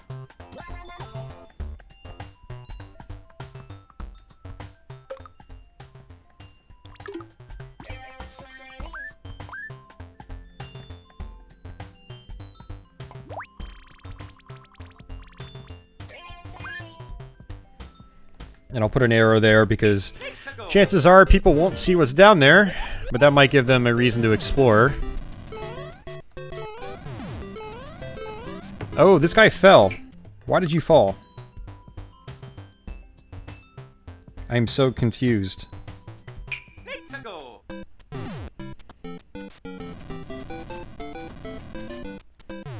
Huh, that's weird. There was a bullet bill on one of these platforms. How did it end up on one of those platforms? I think it's... I think I have an idea.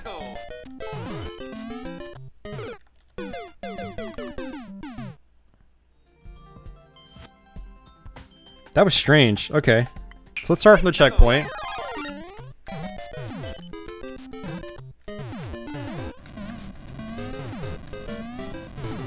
See, look at that. You can actually get over that, too. And what I like about Bullet Bills is that... Oh, you could actually run and jump all the way over there. What I like about Bullet Bills is that they'll keep going. They'll travel with you. And, great, now I want to extend this because the player can do that. Let's see.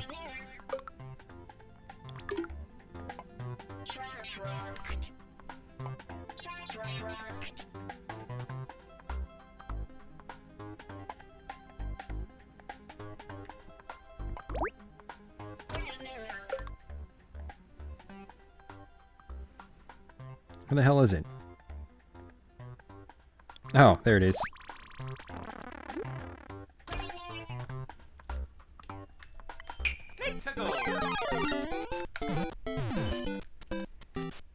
Oh. Okay, that's fine. All right, well, let's get the rest of this done so I can show you some of my other levels, and then we'll do the 100 Mario challenge because we're already almost 2 hours into this. But yeah, this is, I mean, these are some of the things you can do in Mario Maker. There are a lot of other things you can do that I haven't shown you that are a lot of fun. Speaking of decoration, I'm going to actually decorate this a little bit. So we're going to crack it open like this. Stretch this all the way down. And then we'll do the same again up here.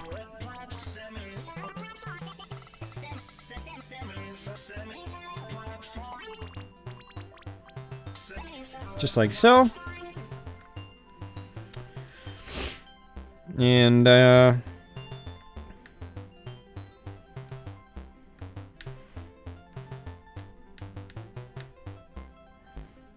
what I think I'll do is I will decorate this area as well.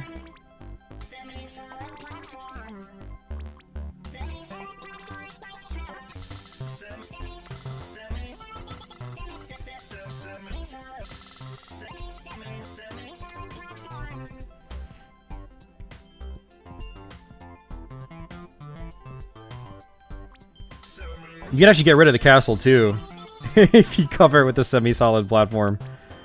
The problem with doing that is I'm pretty sure you could jump on the top of these right here. Let's try that. And then you won't be able to exit. So that's the only problem with doing semi-solid platforms up here. But to get around that, to make things look better, you can take your regular blocks and just draw them in, just like that. So now you don't have the problem of blocking the player in by accident.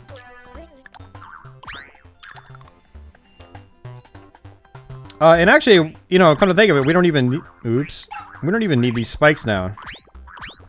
Because I've made it so the player absolutely cannot get over. Yeah, I made it so the player absolutely cannot get over at all. So, we'll go ahead and just bring these up. Like so. And so now the player is just going to... need to make sure these are going the right way. And honestly, I think these donut block things, sort of donut block things, should probably come up a little bit. Maybe lead the player up to one of the skulls. And actually, I think I might just have a bunch of these over here leading the player over. So you've got literally multiple ways you can get over here.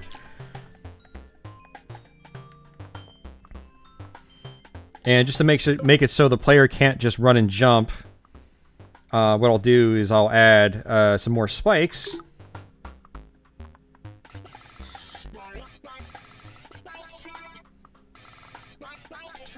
Like so. So you're not going to be able to just run and jump over this. There was not a Starman put anywhere.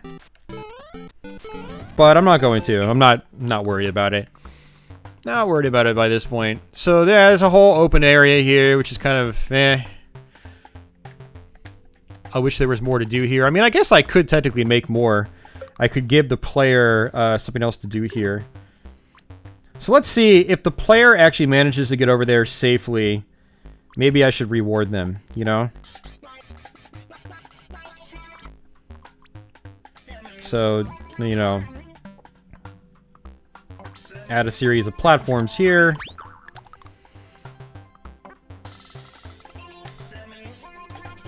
Kind of like so.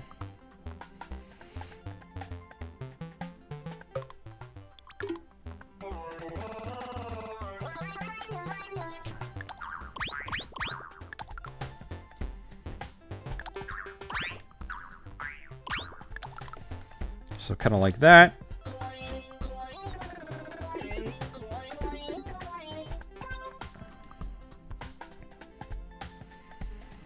Yeah.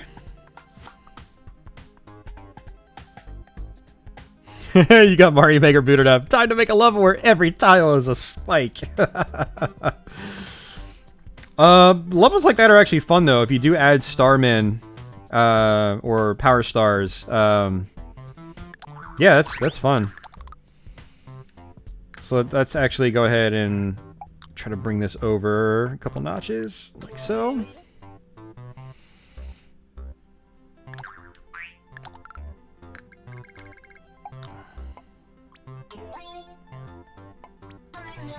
I like to try to make things somewhat symmetrical, so notice that there's like an even gap between these spikes and the other objects, and then an even gap between these spikes and the other objects. If I wanted to, I could try to extend that even further, you know, to where the gap between both sides is the exact same. I mean, I could even... What I should actually do here is I should take this Bill Buster and do that. Bring it down so it's a little more even. Now, one of the things about the Bill Busters, too, is that if they're next to a solid object, they won't fire in that direction of the solid object. So you have to make sure you're not placing, like, blocks or even spikes. If you place spikes right next to, you know, Bill Busters, they will not fire that way. So something to keep in mind if you're trying to make, like, a stupid hard level.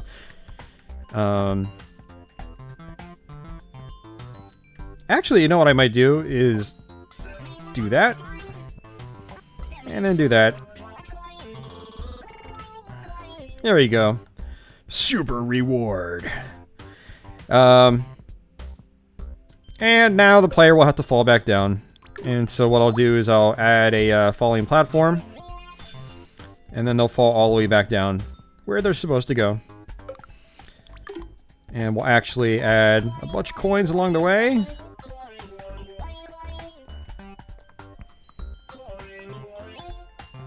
Just like so. And we're about ready to... We're about done, actually. Yeah, it's not much left.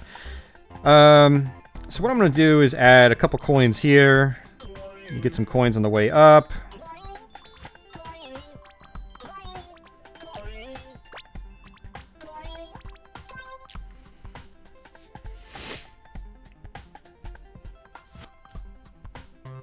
Oh, and speaking of the castle... No, we're gonna get rid of the castle. No castle. No castle for you. Gonna add some coins here, and here, and here. And we can jump on those Buzzy Beetles. And then I guess I can have the player... Yeah, I really should give the player multiple ways to do this. But we'll add some coins here. It's always good to add coins. You sort of guide the player on where to go when you add coins.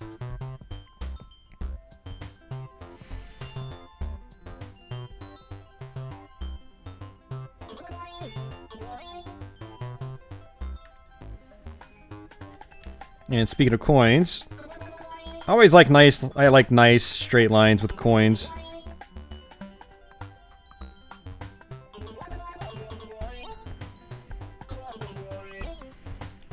And coins just give the player a little something to do.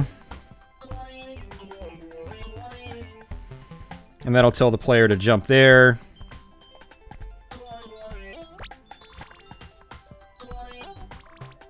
I'll add those coins there.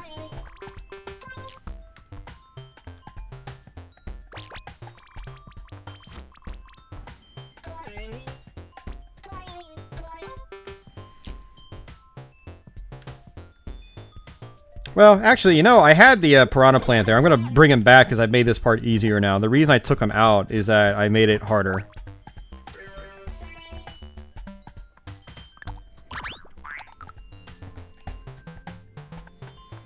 What do coins do if it's just one level? Nothing, really. It's just fun. So you can place coins to guide the player. Like, so a good example is, oh, I don't know. God.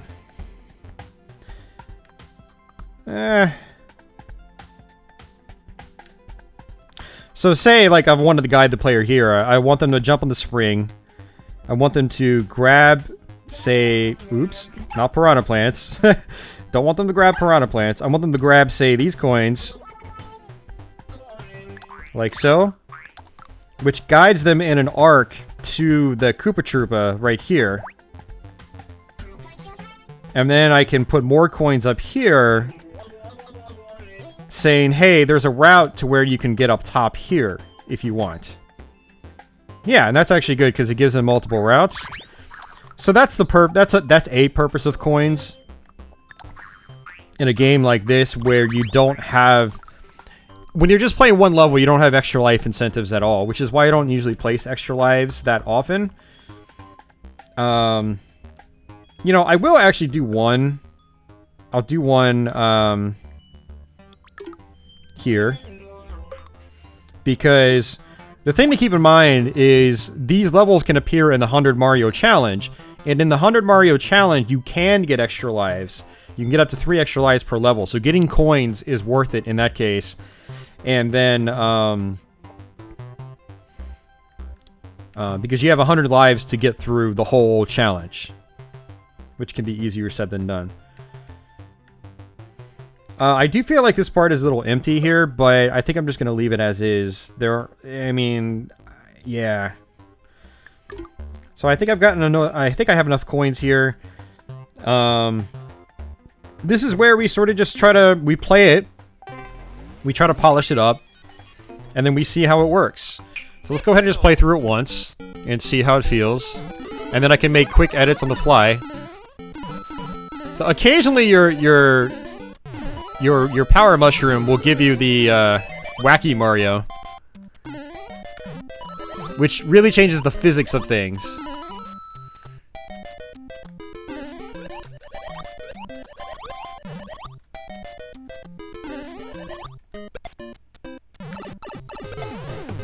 Yeah, so I actually don't like how the Hammer Brothers are coming down like that. So I'm gonna actually just get rid of them. Yeah, not really a fan of that at all.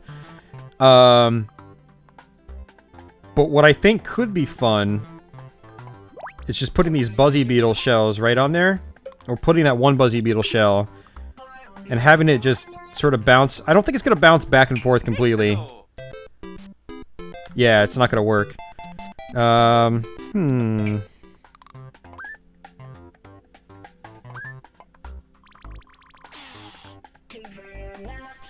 Yeah, it's not gonna go backwards, that's right. It's just gonna go...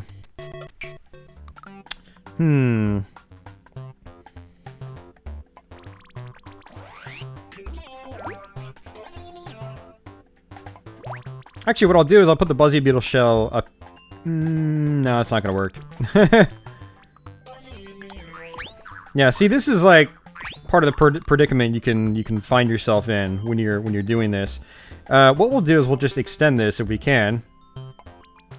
So I'll put this here. I'll add another one here, like so. I will rotate these around. And I'll actually add a couple more of these because the reason I kind of want to do that is I can point them in multiple directions. I can point them up. That way they're a threat when I'm up top. So I can appear right here and they're still going to fire at me. Kind of like so.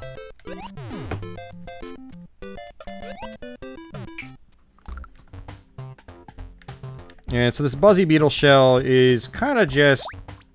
There's no point now because of the, where this starts. Let's go. Actually, that's kind of cool because it speeds you up. And I'm not gonna have this here either. So the P switch was really just an example. But that just slows things down. So I'm just gonna get rid of it completely. And we're gonna replace these with coins. Kind of like so.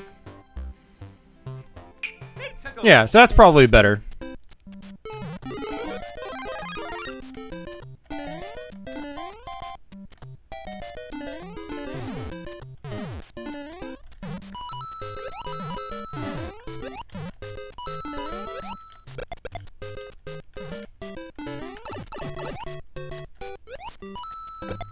So that is a little... Not sure how I feel about that. It'd probably be different if I bring it down a little bit like this. And yeah, I think I'm going to get rid of one of these. I'm just going to have one Koopa Troopa right here.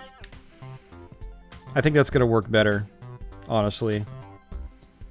So let's go ahead and try that again. I'm not going to add Bob-ombs, no. I'm not going all out. I don't want to spend too much time on this level, so... Yeah, I mean, there's a whole lot of other stuff I could add, but we're just not going to.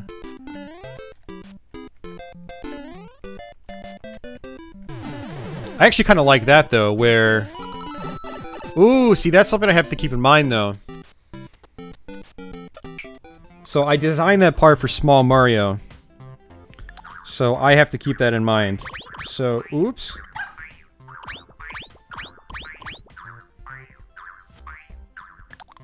So we're gonna move these things down. And again, since we're on a semi-solid platform, it's gotta be one by one, unfortunately. Okay, so let's turn Mario big. See what happens here. I mean, even if the level is hard, I feel like it should still flow decently if you get into a decent flow. And actually, let's bring up that platform again. Now, the only problem with this is that it kind of kills the challenge when you're Small Mario. And even when you're Big Mario, it's still not very challenging, see? So, this is why I don't add mushrooms to my levels a lot of times, because now you have to consider both Big and Small Mario, and Big Mario can kind of break the challenge. And Small Mario can break the challenge too, because you might design sections where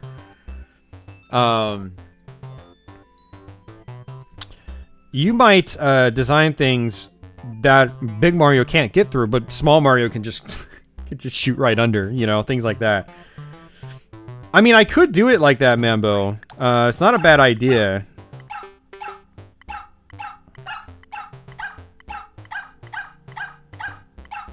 I mean, it does require skill. Oops. Get out of there, mushroom.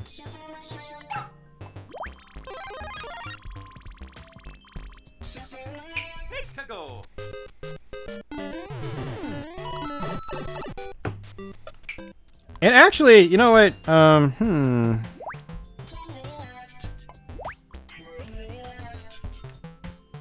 Yeah, I think I'm just gonna have to leave it as is.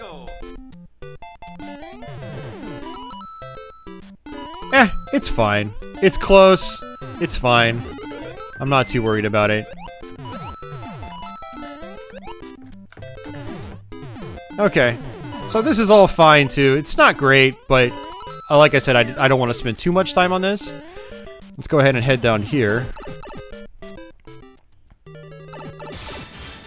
Hello, YouTube. I like you.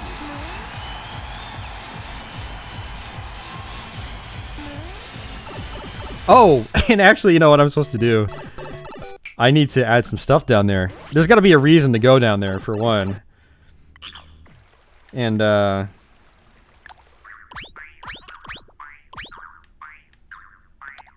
so we're gonna add coins down here. Oops. Let's get out of that.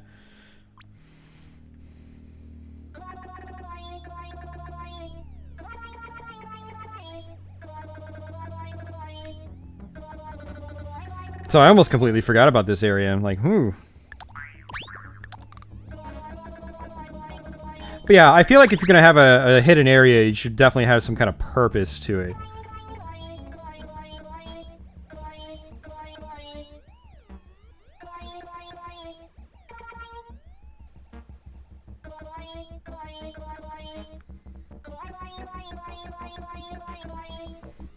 There you go.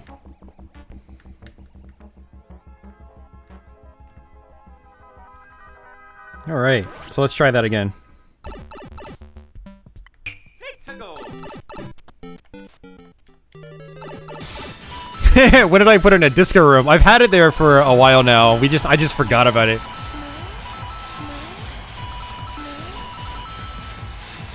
And actually, you know, the idea of the level is to be challenging, but that flow doesn't feel very good.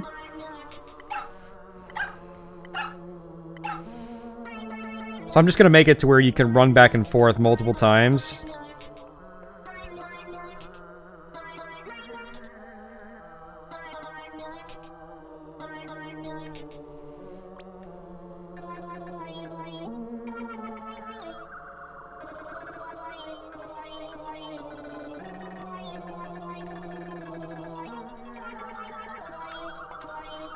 Yeah, the disco room stuff is just hilarious to me. I've got one in one of my other levels, but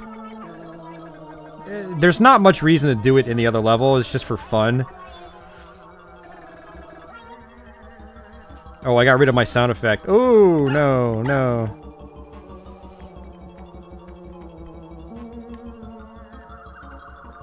Okay, well, we're gonna have to get rid of the sound effect. I'm not worried about it.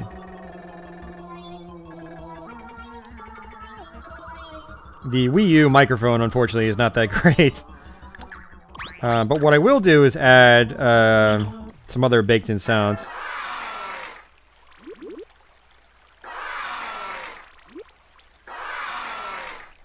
Alright, so we come into the room.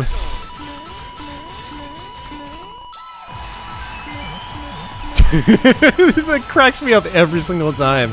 It never gets old.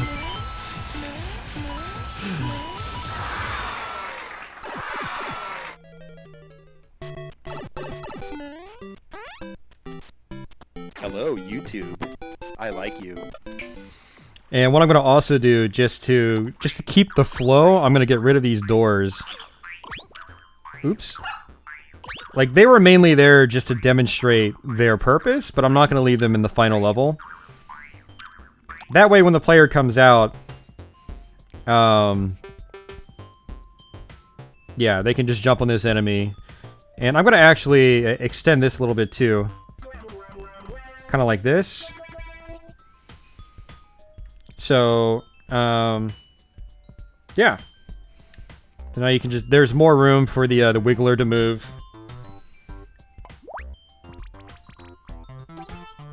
So I'll put it there. Let's see. Yeah, that gives you just enough time to run up or jump up.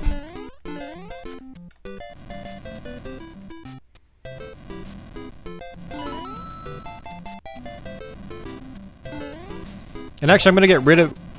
Okay. Oh, those Cheep Cheeps make that tough. Okay. Alright, so I'm gonna get rid of this last skull right here. It's unnecessary. And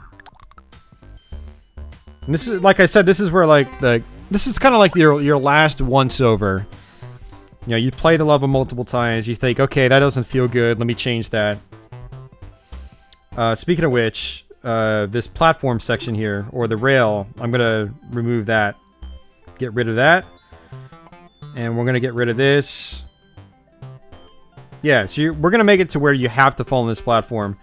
And we're gonna get rid of this spike right here as well, because you're probably gonna be Big Mario, and it's gonna be almost impossible to get through that spike as Big Mario. So it's something I have to keep in mind. And I think that will probably do it. So let's go ahead and just start from the checkpoint here or so. Let's go. Hey, welcome back, Mike.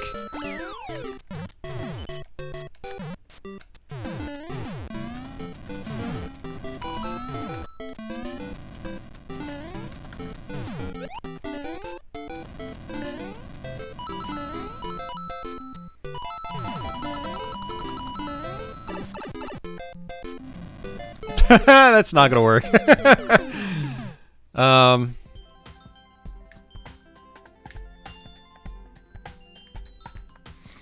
Okay, I feel like this needs to be stretched out a little bit, actually, because this is...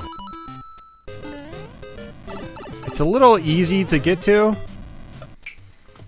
And also, these guys right here, we're going to extend this out. This Buzzy Beetle. And this one, actually. Well, no, that might be fine. No, it probably won't. We're gonna have to extend it out. Let's see. Okay. So again, we're gonna start from the checkpoint. And let's come down this way.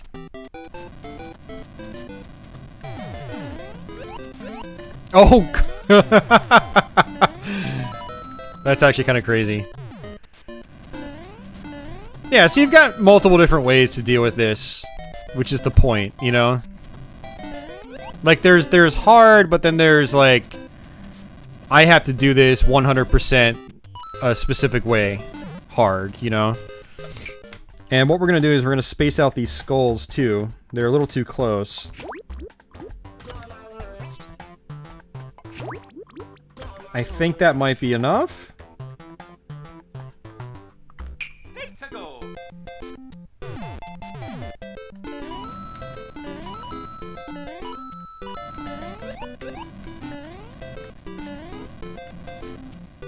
Like, this is tense, but it's not... I wouldn't call it hard, per se.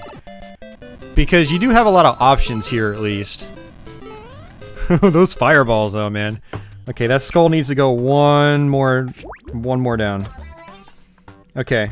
And actually, speaking of which, I can probably go ahead and extend this back down, then. Like that. And it'll just fall off the track. I think that might actually be fine, guys. So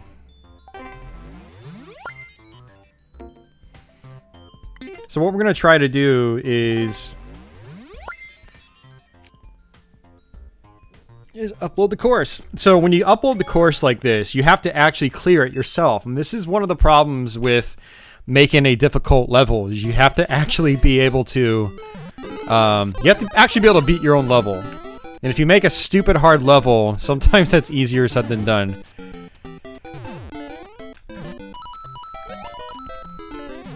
Ooh. Yeah, see, like, that doesn't feel that great, but, you know, whatever.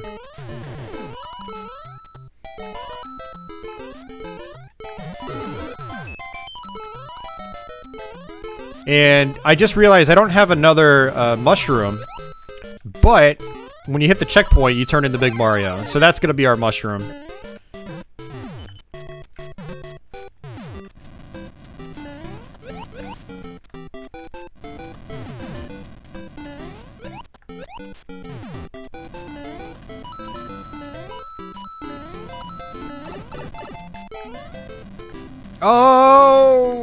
Oh, see, look at that. Little bit of safety there. A little bit of a safety net, I should say. See, it's definitely still intense. It's intense, but not unmanageable. This part, on the other hand... Okay, I like that. I like that a lot.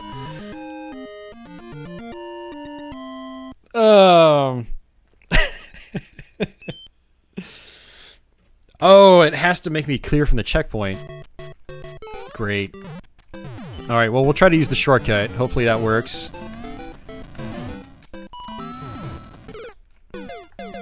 See, doing the shortcut with Short Mario is going to be a lot harder. Oops. Alright, I guess we're doing it this way then.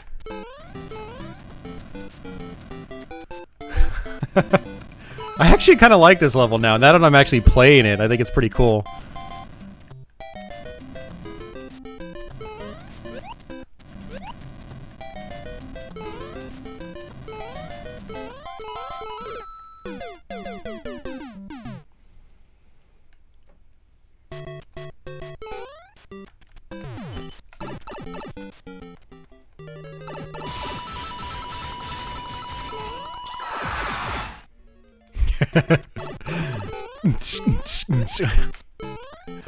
That disco tune is so awesome. Alright, we're just gonna fall straight down like that. Oh! Yeah, this part is definitely in pain.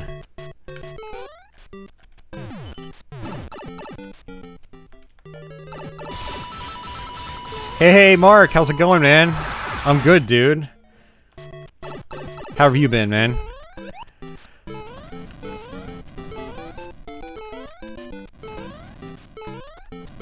Oh, God.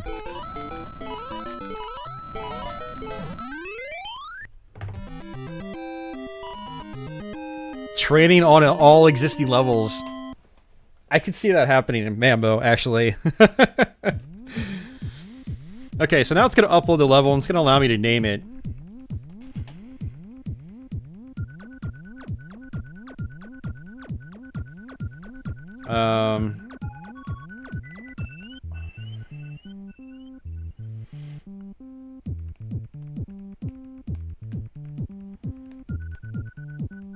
So I'm going to call it testing 1.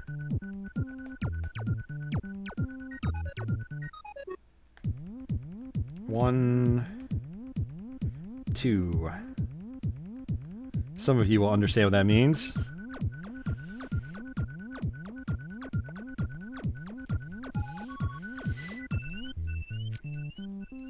So there we go, and that's our course ID too, for anyone that has Mario Maker, and if you want to play this level, there you go. Just punch in that code.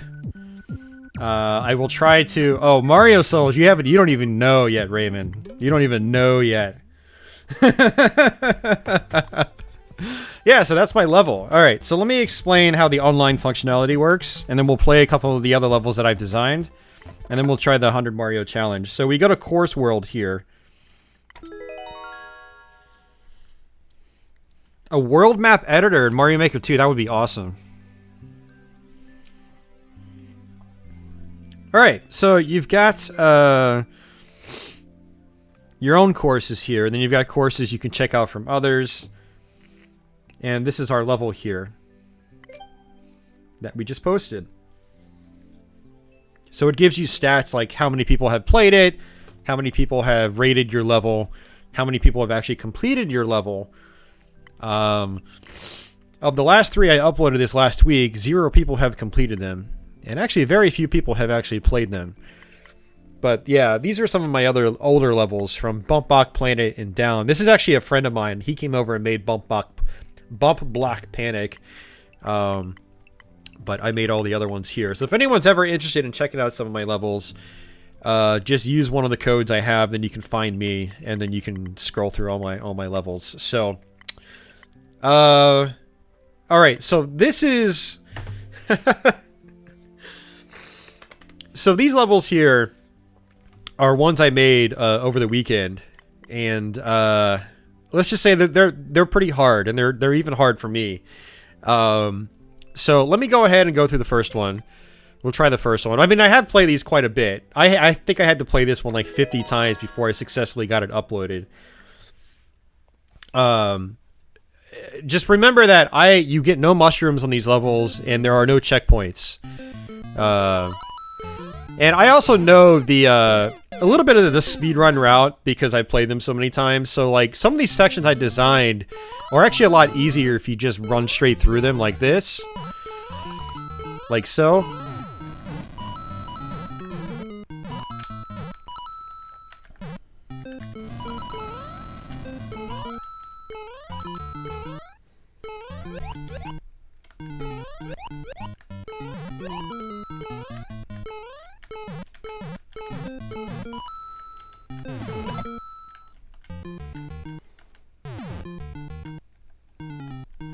Yeah, so Raymond was like, Dark Souls of Mario. It's like, if you want that, some of these levels you're gonna see here are gonna fit that bill a little bit better than that last one we made. The last one we made is actually pretty easy, comparatively. So, oh, that was really close, actually. That was really close. It's a good thing I got close to the end of this level on my first try too, so I only have to show it to you once. The other ones, on the other hand... And this is the exit. Ooh, that was close. Oh! First try. First try. Raymond goes, I stand corrected. Jesus Christ. Yeah, I told you, man.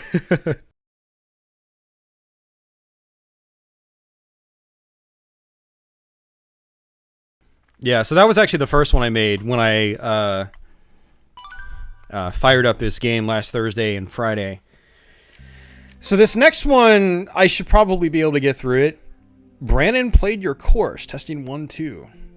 Who the hell is Brandon? Must be someone named Brandon. Unless it's one of you guys out there in chat.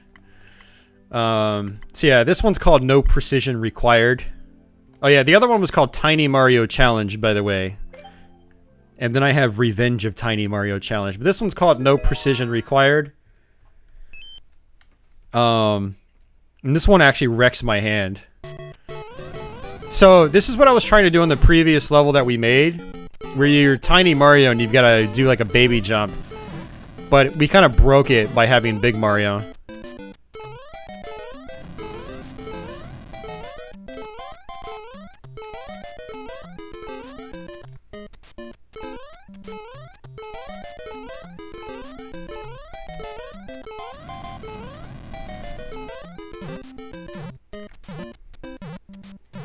And you can't hold down the jump button here. Otherwise you jump right into the spikes. Oh! Oh, that was close. That was really close, actually.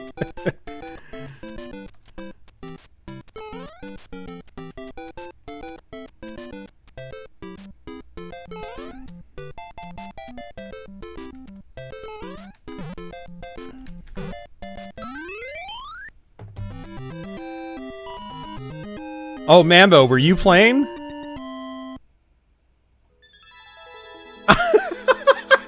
So that's Mambo played my level. Hell yeah. Yeah, so that one... So what happens with that one is you have to get your jump at just the right time and just the right height. If you don't do it at the right time and you don't do it at the right height, you die. And you have to do that for every falling blue platform in the beginning. So it's quite difficult to get the hang of. This one is its own beast altogether, and you guys will see why. Revenge of Tiny Mario Challenge. I can guarantee you this one will not be first try. See? Hey, Office.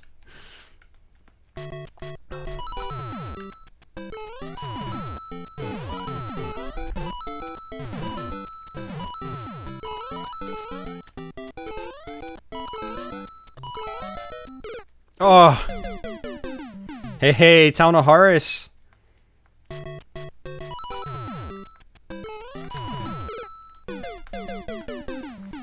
We're probably gonna die a lot. I want to get at least close to the end here so you can see what's going on with this. And then I can bring it into the editor if I just keep failing, and then I can just show you what things do.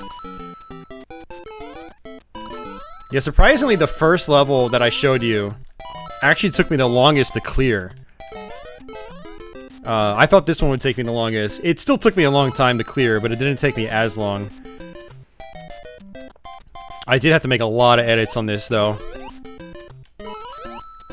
And one interesting thing I found is that when you stand on a pipe in this game that has a piranha plant in it, the piranha plants won't come up.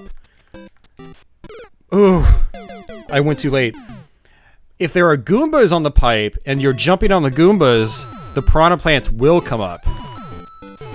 So that's something that's tough about that part. Is you've got to time your drop onto the Goombas in conjunction with the piranha plant underneath. So one thing I've done with these levels, these last two levels, is that, like, I kind of experimented with forcing the player to, like, do baby jumps and stuff like that. Whereas when you play Super Mario, you're usually like, you're doing a lot of like just big full jumps, you know? But these two levels, they force you to get good with like, you know, a variable jump height. And know when to do baby jumps, when to do full jumps, things like that. And I'll show you the little bonus area here. I think it's right here. Yeah.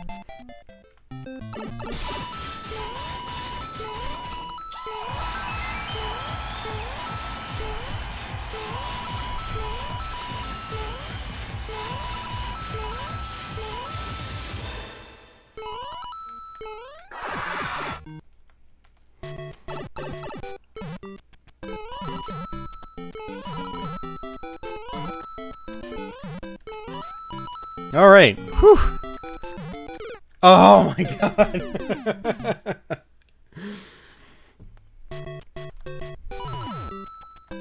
All right, so I'm just gonna wait here.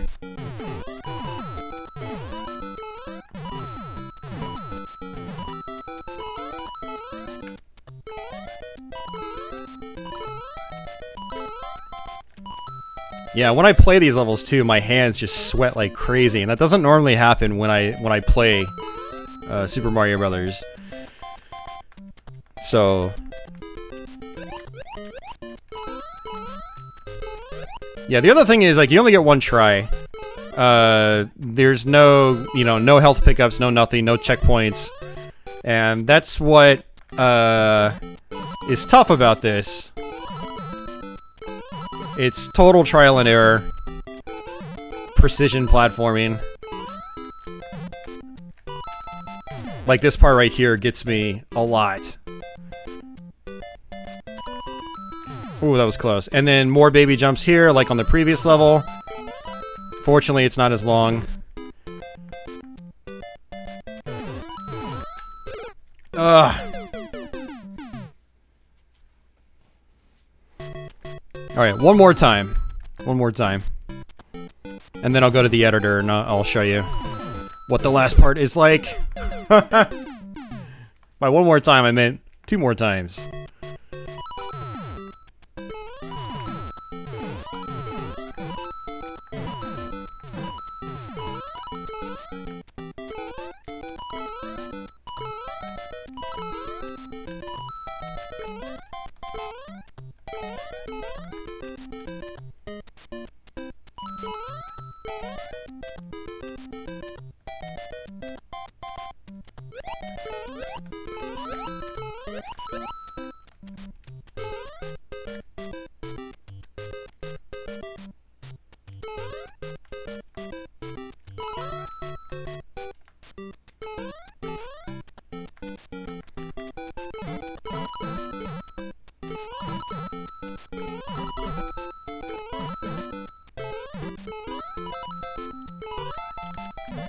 Oh my god! Okay. Alright, so we're gonna go into the editor so I can just show you that last section. Yeah, so it's tough. So let me go back, let me back out here, and what we'll do is we'll go back to the course maker.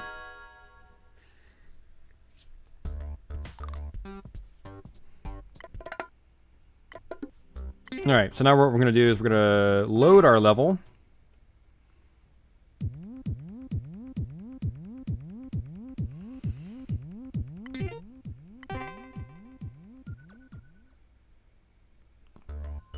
Alright, so we're gonna skip all the way over to here. Let's skip to right here. I'll just checkpoint right here. Oops.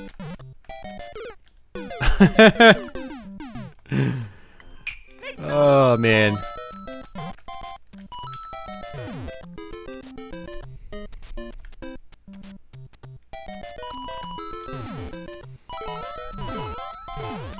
Yeah, and for anyone that's interested in seeing, like, really, like, what it takes to make something like this from start to finish, it's, I've actually got a full archive. It's gonna be posted on my Twitch archive channel.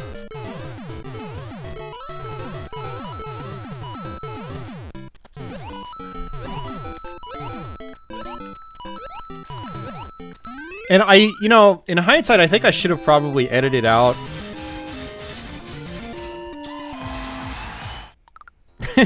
I think I probably should have edited out some of this. Like, I think the spikes are actually kind of unnecessary, but I went like full masochist, you know, right here.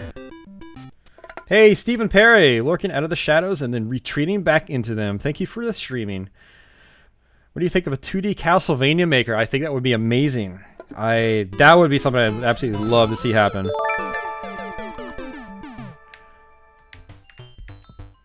Yeah, so, like, let me come back here and try this again. But yeah, I think I actually made this last part too hard. Because the bullet bills start firing before you even... I mean, for one, there's that.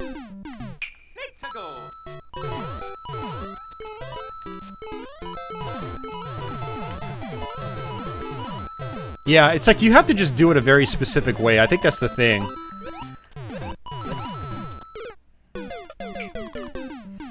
So, like, let me come back down here again.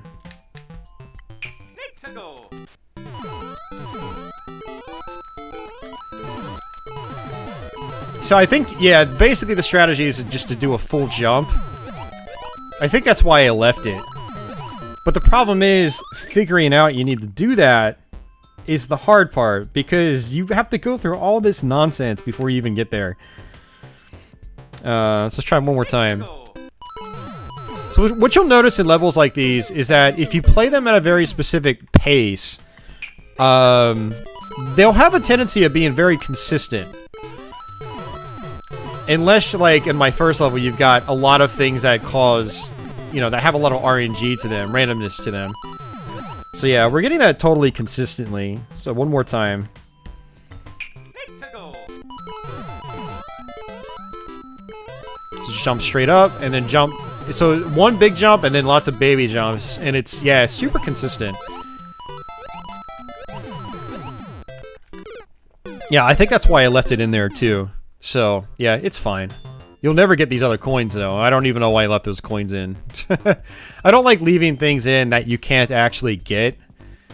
Yeah, you'll never get these without dying. So.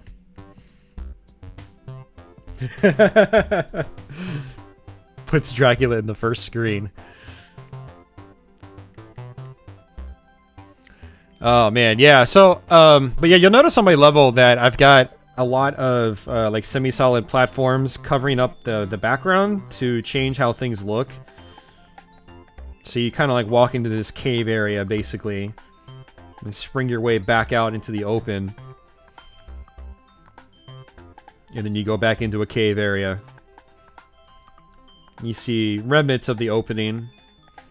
It's just little details like that that you can add in these games to polish them up. That's pretty cool. So then there's also, if we wanted to, we can try it in totally different styles, which don't necessarily work 100%.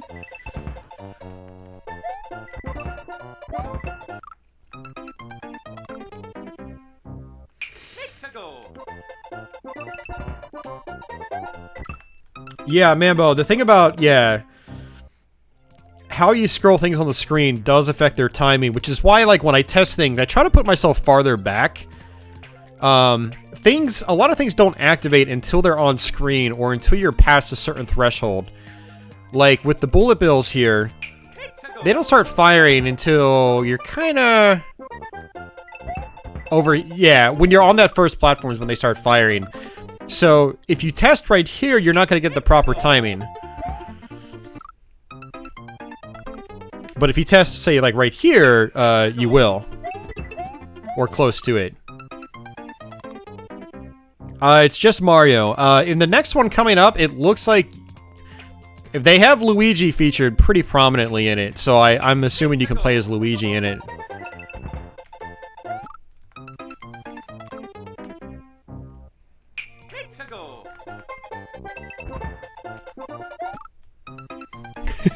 If you look, like, so not many people have played this yet, but if you look at the X's, they're all, like, right here. They don't know how to get past the very beginning part. And it's just like on my other level, where you have to let the platform lower a little bit, and then do a baby jump.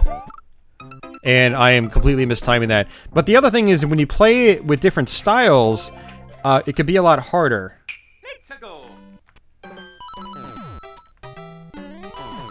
But I find that Mario... being able to pick up things in Mario 3 is so weird after you played a lot of Mario 1. But yeah, I find that Mario 3 translates the best from Mario 1 style levels in terms of gameplay. Maybe not necessarily in terms of visuals. You should notice that like the dark semi-solid platforms that were in the background, they're now like these big blue objects, you know, these big blue blocks, which don't look as good. I would actually change these out if I wanted to make this, you know, in the Super Mario 3 style. Oh, why did I do that? I mean, I do want to kind of keep playing that. I want to see how the rest plays out.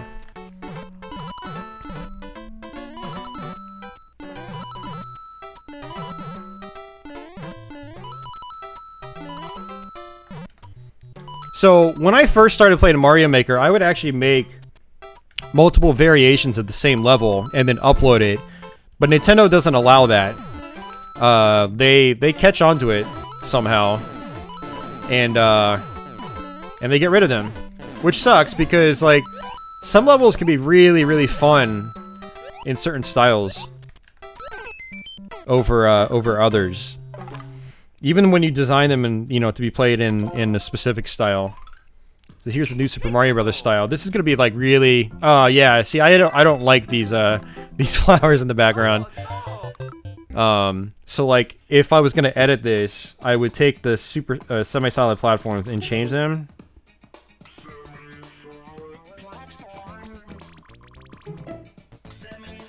Like that would be better.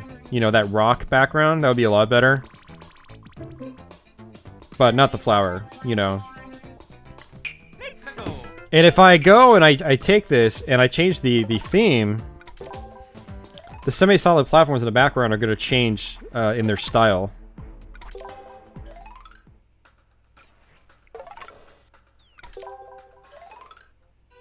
Turn it into an underwater level. That would be interesting. Yeah, see, now it's super bright green. So, switching between styles on a level you've already made isn't always going to work. If you want to play your level and tweak it for a very specific style, you will need to make some changes. Some aesthetic changes, in particular.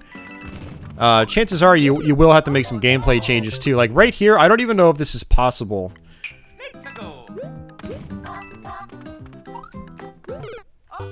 Like, Mario just jumps. I think he just jumps a little too high.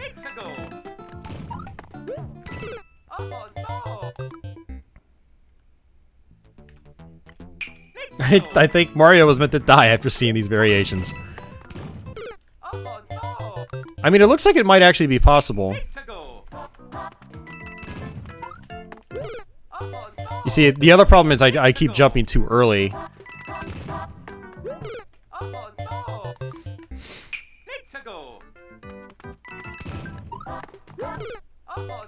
Yeah, it's much harder than the Mario 1 style. So we'll go back to the Mario 1 style. Oops.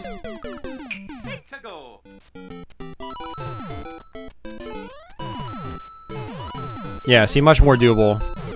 And it looks like I messed up my semi-solid platform placement there, but it's okay. I'm not gonna save over this or anything. So yeah, it's fun trying out your levels with different styles as well. So what we're gonna do now is we're gonna go back to Course World. The running and jumping physics are the same in every style. I don't know about that, Mambo. Like, I really feel like the new Super Mario Bros. Style like has you jumping a teensy tiny bit higher, or at a, you know, a teensy tiny, slightly different arc. You know, it really feels like it when you're playing it, or maybe the response time is different. I don't know. Hey, Crestline and Tony. Oh man. Okay, so here's Course World. again. I've already showed it to you once, but I'm going to click my notifications because apparently 1 or 2 people have played some of my levels. My classic Super Mario Brothers style levels actually, they still get played. The hard ones I just uploaded haven't really been touched. So this apparently probably appeared in like 100 Mario challenge or something like that. So these are early levels I made. They're not anything special, but there's the code in case anyone wants it. Oh, this is the underwater level. When I first started playing Mario Maker, I wanted to make levels that were like original Super Mario Brothers stages, like same look and feel.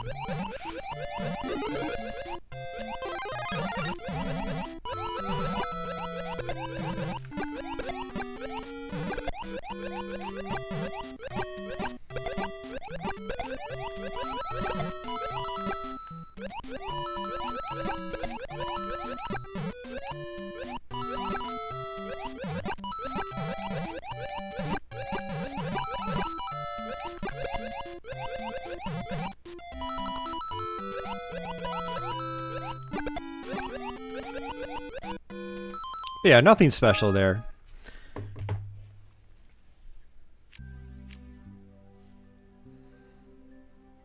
Yes, you can get and ride Yoshi's in this. Wow, look at where all the people died. Look at all those X's. See, check this out. We can, on our levels, we can go and see where people died, which is really cool. So all these X's is where people died. How do you die right here? How, what? They must have just, like, moved over here and just sat the controller down and then died.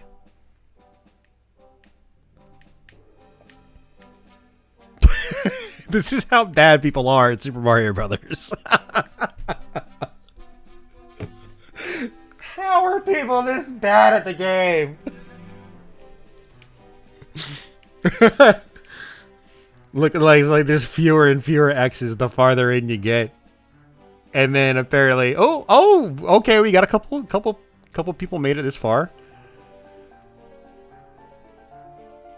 Wow, and I don't even have a second area. Okay.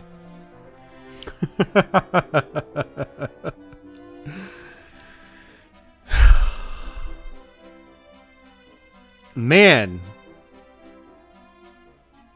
Wow. I just can't fathom dying on a level like this. Yeah, look at all that blooper carnage right here. This one blooper has killed at least 20 different people. And these two Cheeps have killed another probably 15. They are online, Liberal Arts Guy. That's what we're looking at right now. So these are online players that have played this level and failed. So they've died at where these X's are.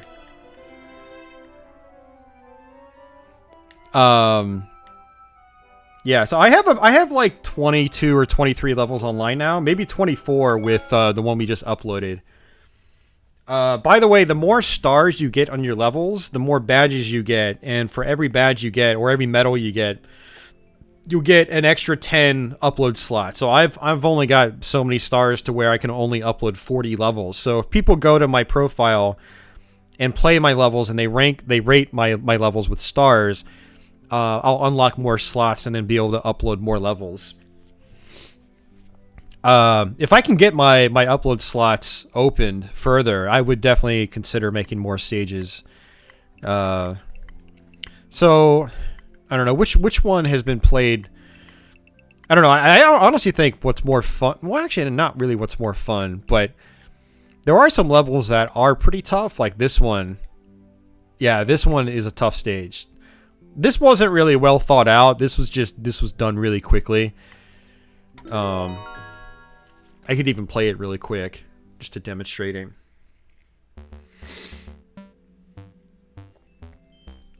Yeah, so look at all these X's right here. Yep. They all land right here. I remember in my testing, I would land right here all the time. And a bunch of people died here. What if anyone actually came up here? No one came up here. Wow. It's sad when like parts of levels you design go completely neglected. Well, it just doesn't mean no one's been up there. It just means that no one's died up there. But I highly doubt no one's died up there because I've died up there a ton of times.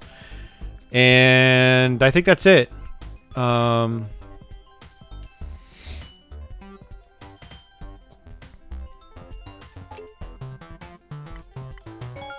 Yeah, clear rate, not even 1%.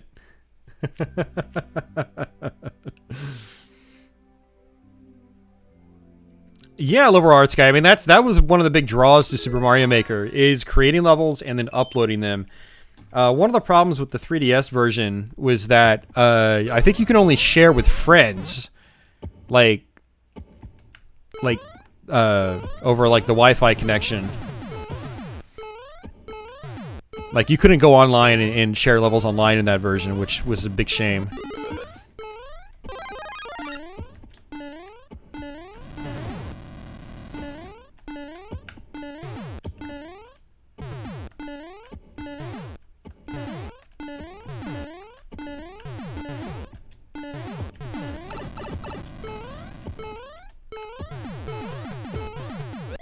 Oh, we got it! We got it! Yeah, so I mean, it's a really sloppy level, but it is, you know, it is tough. The big thing is getting that first jump. Exactly. I was being honest, Carlos. Bad level design. And then this one is another one that was pretty tough. Clear rate, 0.29% out of 336 plays. Only one person has cleared it. Pablo. Good job, Pablo. You get a thumbs up. So you can see all the X's up there.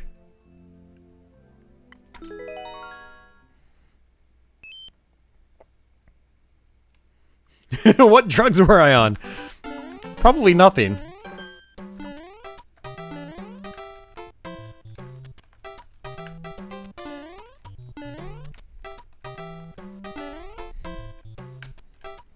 So I find that for me, some of the most fun levels are the ones where I actually have to really pay attention to what I'm doing. They might not necessarily be insanely difficult on their own, but they require you to jump lightly, watch out for these dropping platforms, you know, they make you micromanage like what you're doing at all times.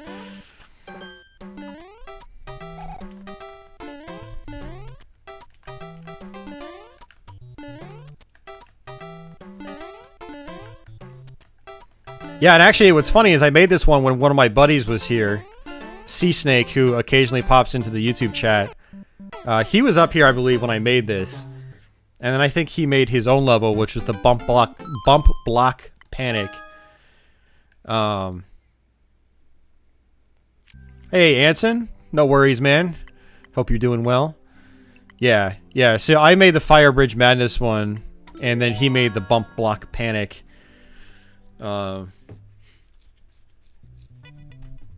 Yeah, you can see where all the people... Look, they all die right there. And we can see a couple people made it... Yeah, a couple people made it pretty far, actually. And then there's the exit. That's it. So it's not like it's not a long level. The thing is, these... I don't know the exact names, but these fire things... they use up a lot of resources. I think I used up as many as I possibly could. And then I couldn't place any other objects like that. So it's, you know, it's a simple level, but you still have to be on point. So.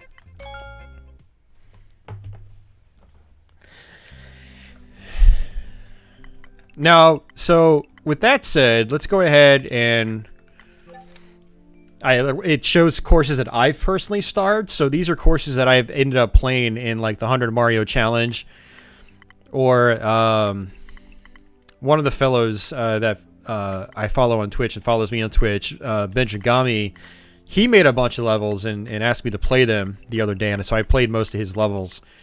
So I gave him stars on all of them as well. They were good levels. And then these are guys' levels that... Oh, look, there's Deadly Groove. Or Deadly Gaming from the chat.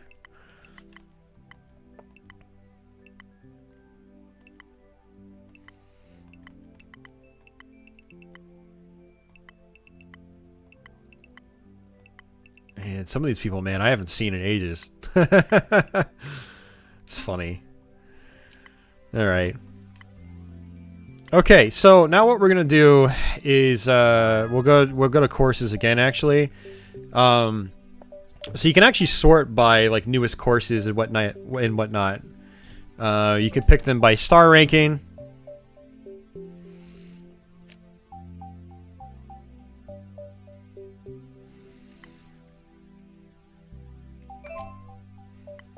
All right. So, you know, these are some of the most popular levels pretty much of all time, I guess. But I don't usually go through these, to be honest with you. Like, I usually kind of prefer just playing the 100 Mario Challenge and just being tossed some crazy stuff my way. And we've got bookmarks as well. You can bookmark courses that you really like. So the functionality is actually pretty solid in this game. You know, although the actual connection to the Nintendo servers can be a little weird. That's right. I don't actually have any bookmarks. You can also go to the Super Mario Maker website and look for courses from there. You can also sort of manage your own courses in a way from the website. So let's do the 100 Mario Challenge. So this is for me like this is like the quote-unquote single player portion of the game. You basically try to get through all the stages up to Bowser's Castle. So in easy, it's only 8 levels. On normal, it's 16. Same with expert. But super expert, it's only 6 because these are the levels with like one of the levels I had is super expert. It's only got like less than 1% clear rate, if that. So it appears in the super expert category. So where a level ends up in the online, you know, ranking category or difficulty ranking category depends on the clear rate, I think. So what we're gonna do is we'll try some of these super expert courses actually aren't that hard relative to like the expert courses. It's just that fewer people have cleared them, and so they appear in this category. So expert and super expert are a little, they could almost be the same thing. You'll get Kaizo style levels where like everything has to be perfect. You'll get lots of invisible blocks that put you into pits and stuff like that, and stuff like that I just skip. So what's cool about the 100 Mario Challenge is if you do get stuck on a level, you can hold on the select button and skip to the next level, and it'll just randomly draw another level for you.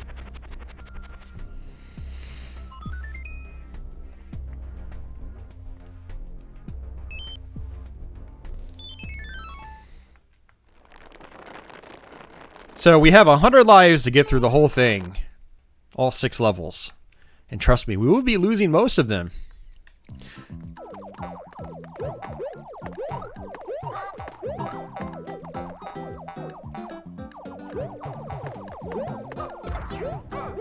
Oh no! Hmm.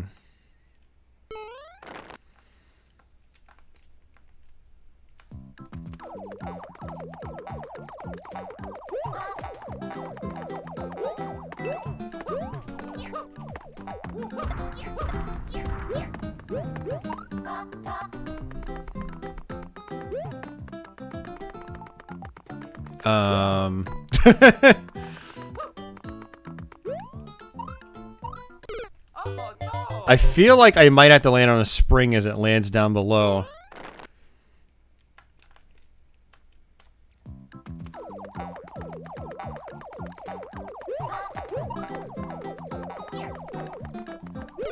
Oh no!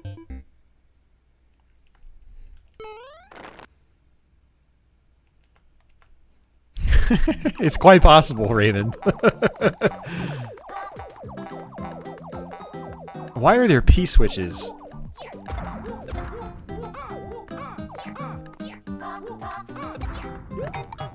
Oh.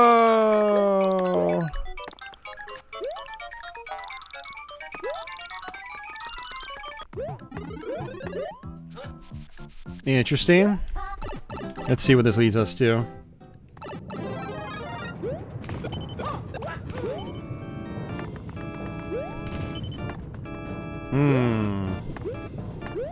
Oh, geez, they're on that. Did not see that coming. Oh. Oh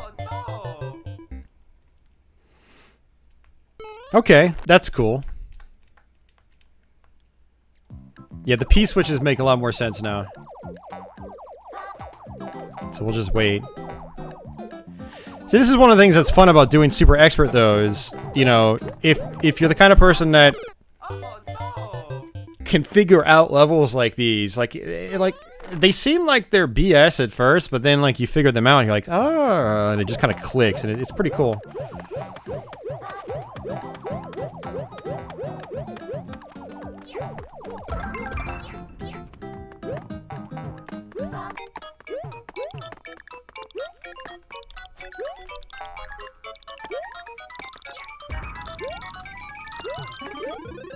Oh, 2 of them go up. Cool.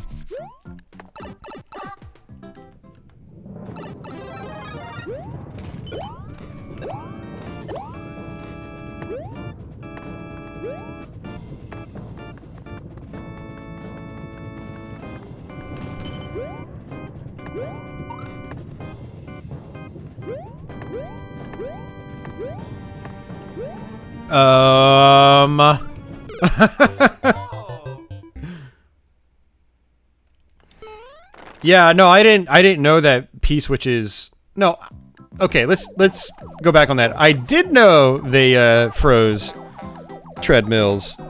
I just forgot because I remember that it happening in Mario 3. Oh no!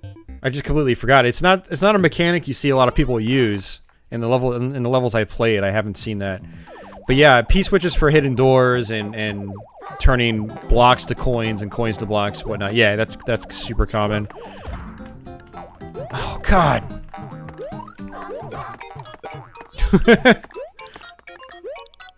I don't think I can do anything here. Yeah. Oh no! Look at how many people tried.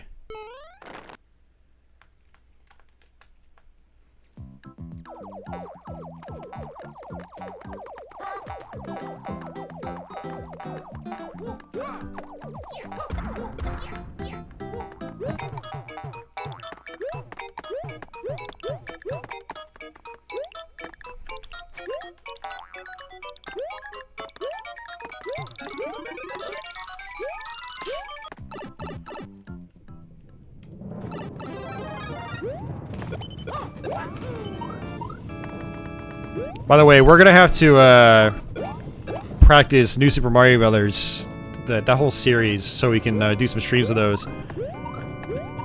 Oh, jeez, man. Oh no! Like, I feel like I should probably get to that top line.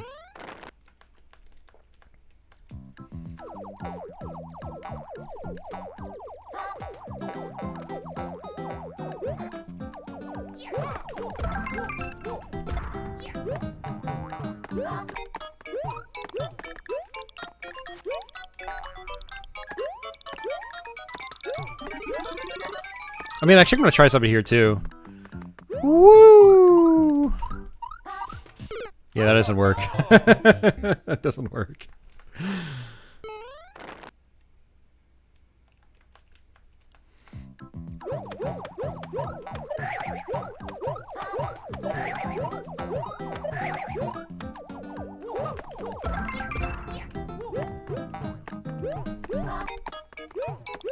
Alright, so I need to make sure to not die in this next session, or at least not die in the same part again.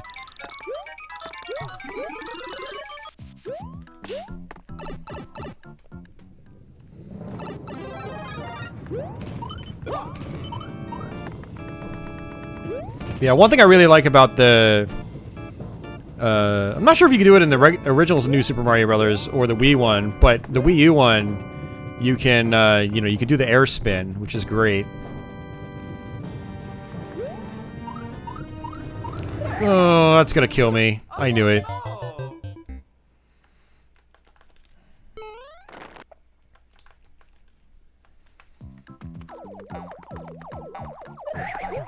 Yeah, the air spin adds a lot of flexibility to your air movement, which is great. Oh, jeez, I did it again.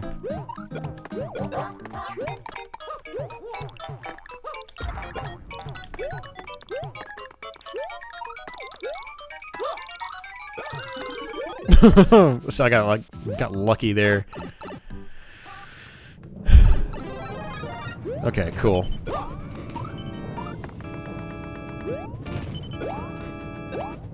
Yeah, so I wasn't wrong to assume I need to go on the top one.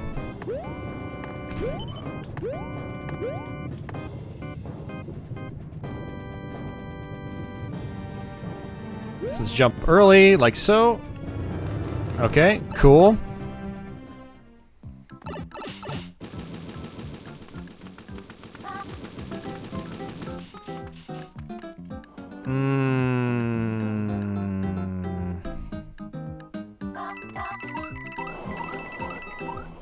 Crap. Oh, I hate...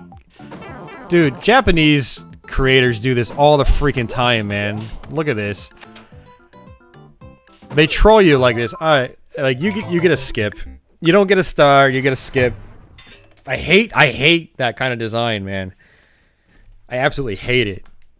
So like the second I see designs like that where it's like you go through a door and it puts you in a locked room and you can't get back out, I quit. The level was cool up to that point. Oh no, this is like a Kaizo style level. I'm gonna skip this one too. The Kaizo style levels, I'm just not really a big fan of either. The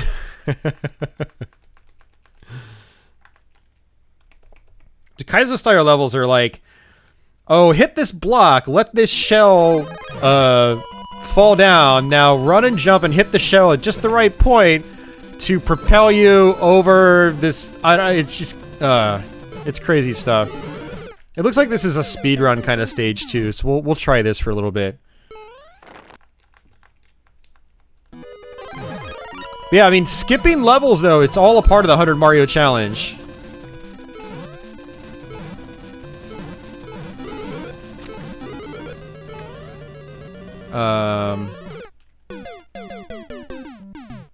Dude, I have to do that really fast and accurately.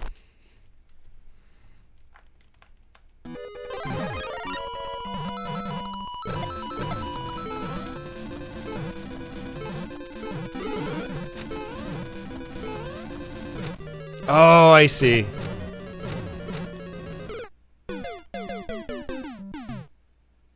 Dude, I have to go through that. What? Do I have to go through that whole thing with the star? Oh, jeez, man.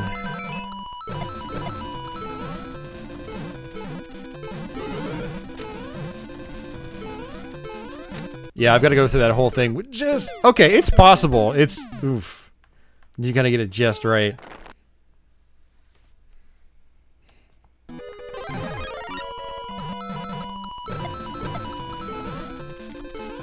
Yeah, we're dead.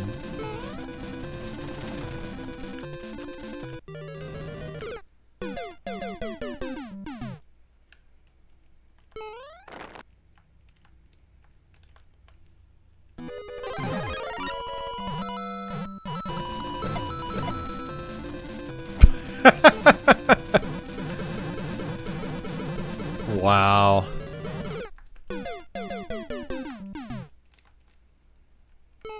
Yeah, so I've played a couple of speedrun style stages like this, and, you know, they can be interesting to figure out.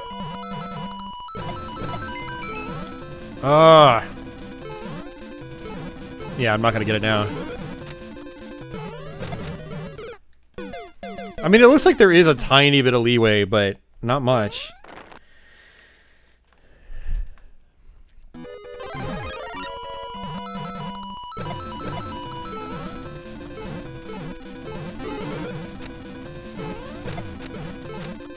Oh, you gotta be kidding me. See, I've got to jump at just the right time. And there's an arrow pointing into them. Like, great, thanks. Thanks for rubbing it in, dude.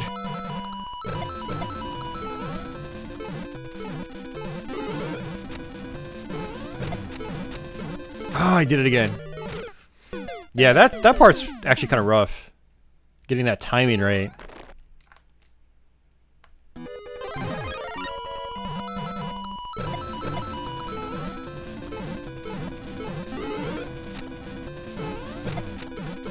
Ha ha ha ha! Wait, what? What? Oh, Oh my god.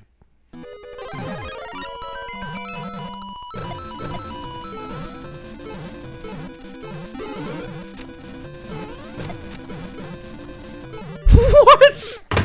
Alright, screw this level. I've got to get it, like, frame perfect. No thanks. No thanks.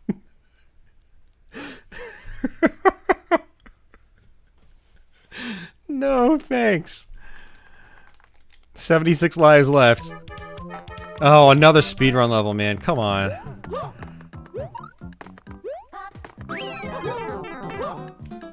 Oh, it's not good. Wait, what? You're supposed to wall jump, Mario.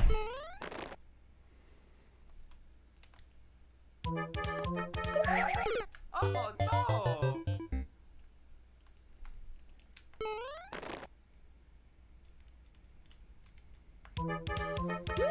Well, I mean, Carlos, you gotta remember, man, with stuff that's hard, there's a learning process. You can't jump into it and be like, I died, I don't have fun. Like, you get better at it, you know? Like that level we were just playing, it was really crazy at first, and then I started to learn it. And I was having fun learning it. You know, that's part of the process. It's not just, God, man, it's so hard. I hate my life. Oh, interesting. I didn't know that you could do that. Squeeze under a tiny little area like that by using a music note. Oh, jeez.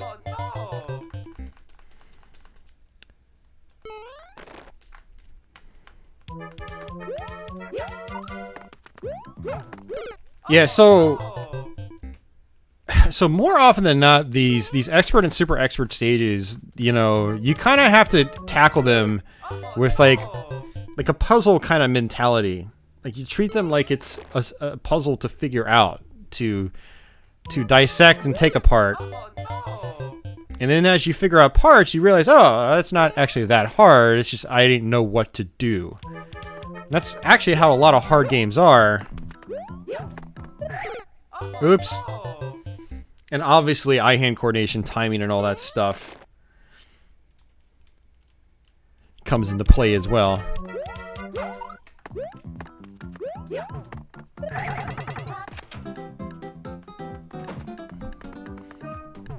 I don't like using the get good.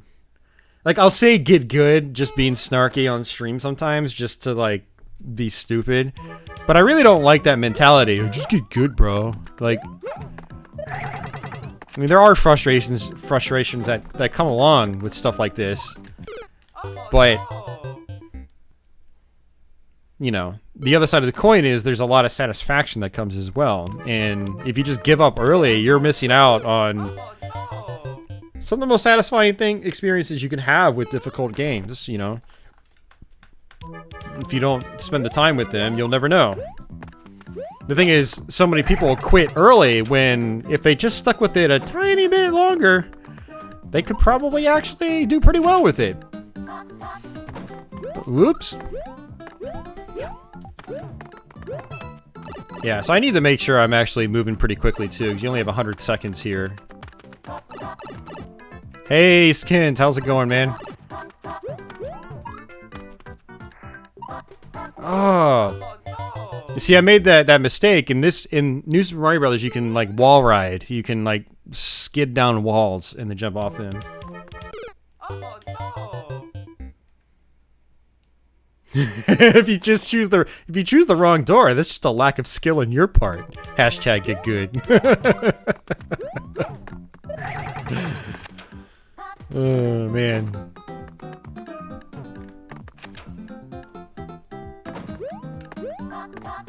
Oh, dude, what? See, that was my fault right there. Totally my fault. For masochists?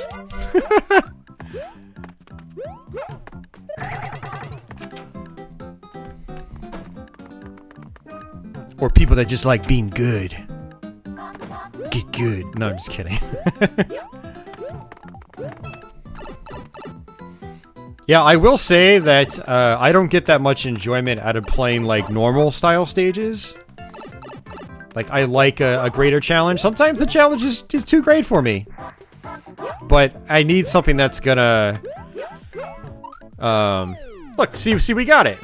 It's just trial and error, you figure out the patterns and then you get through it. Hopefully you know, still have at least a life left by the time you get to the last one and finish it.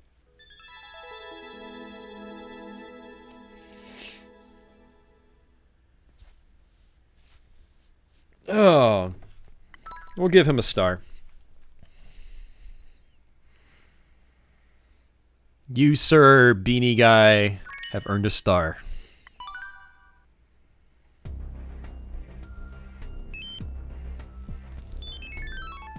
Jumper. I haven't seen Jumper.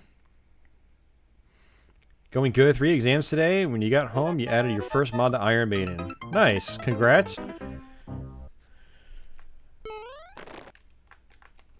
Alright. I was looking at chat. Oh, God. Yeah, see, this is another Kaizo kind of level. Like, no thanks.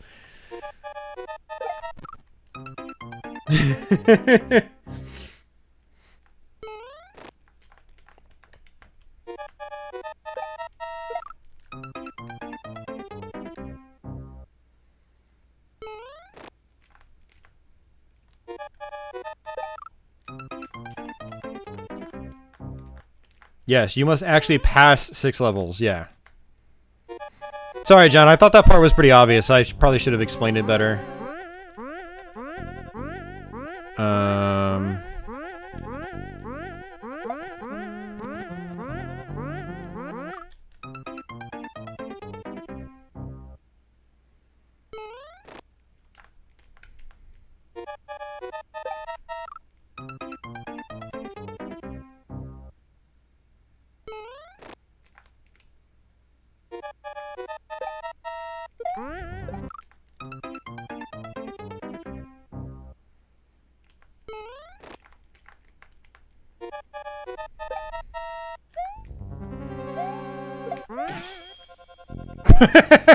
I totally forgot you can do that, actually. You can, wear objects on your head.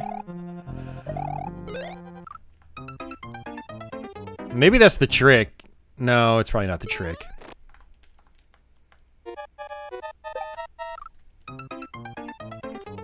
Yeah, we're playing one right now. Have you played a troll level? Aww. And we are no longer playing one. We're quitting this one. Yeah, I totally forgot you can actually wear shells on your head. It's pretty funny.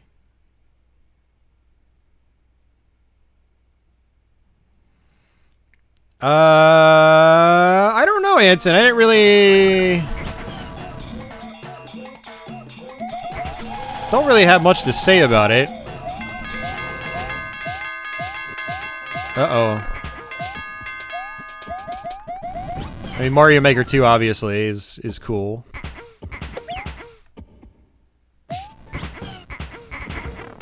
I can't remember if anything else really stood out to me.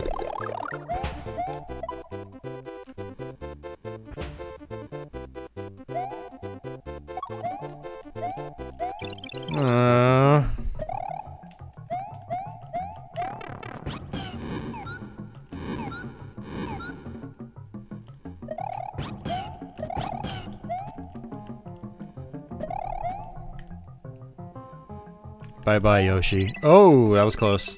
Little too close.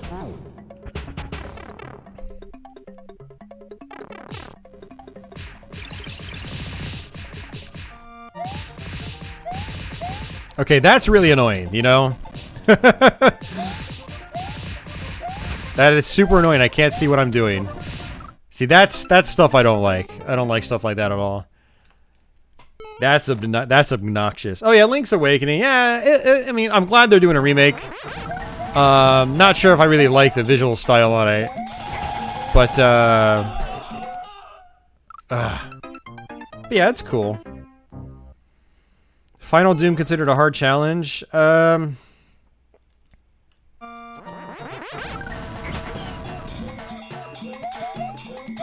I mean, like, Final Doom was a full retail product, but I don't even really look at it as, like, a normal Doom game. You know? It was made by a series of modders, and it feels like it, so... But yes, it is technically more difficult than, you know, the Ultimate Doom or Doom 2 campaigns. For sure. Yeah, Go 2, it's actually not that hard when you've played other modern Slaughter Watts.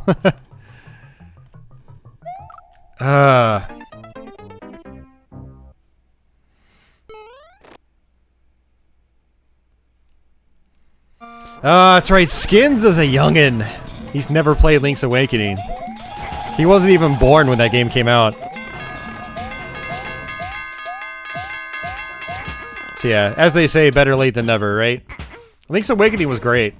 It was definitely a good, you know... I played it a lot back in the day, really enjoyed it. Let's go ahead and just get rid of Yoshi. Yoshi seems kinda... Yeah, well, I don't want to say pointless, but... You can't really use him on this part, so...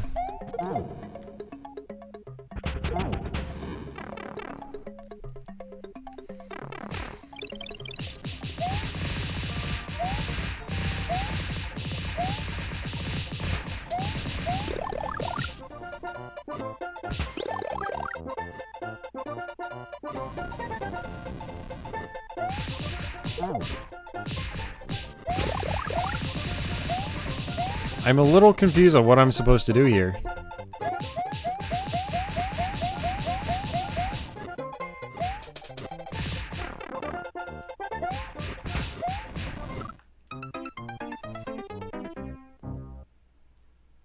Like, it almost makes me think I'm supposed to bring Yoshi, but there's no way to bring Yoshi. And you can't carry Yoshi in this one.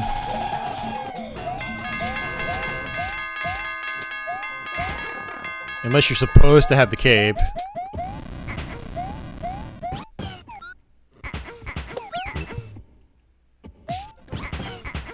And there was a cape that fell. I just missed it.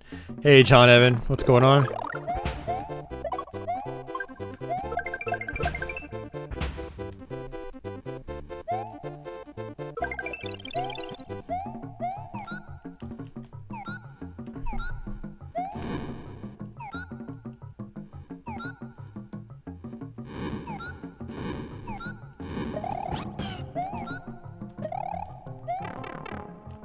Yeah, I don't know, man.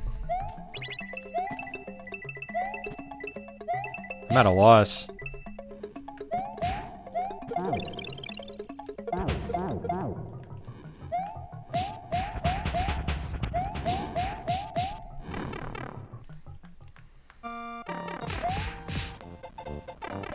Oops. Nope, go back. See, this is why you make it so you can't go back through pipes. And I'm not a fan of, like sloppy design like this. Like, he should have, like, wrapped, here I am commenting on other people's level designs. It's just, the OCD in me is like, dude, you've got a pipe floating in midair. That doesn't look good.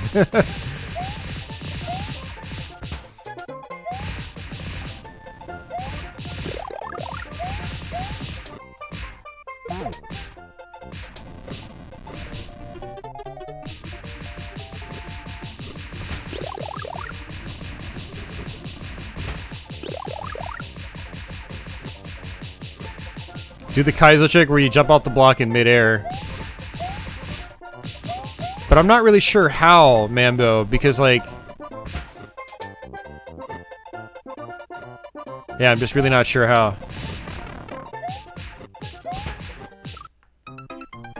Because you can't jump up through a POW block, I believe.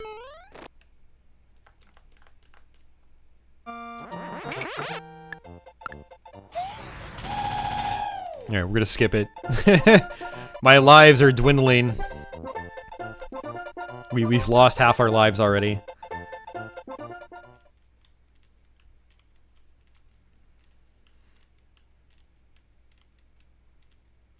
Can you take one of those power blocks through the pipe? Yes, you should. Oh no! Seriously.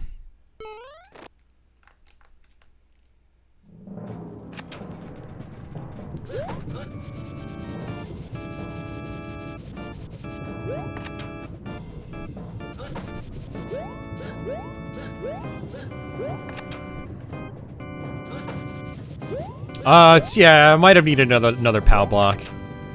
We're not gonna find out though.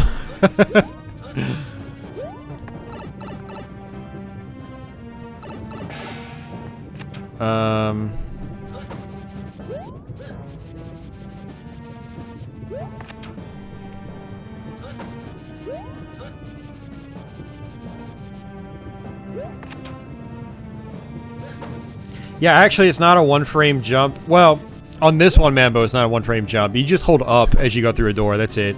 So the plant is actually going behind the door. So see, I'm still connected to it. All you do is hold up.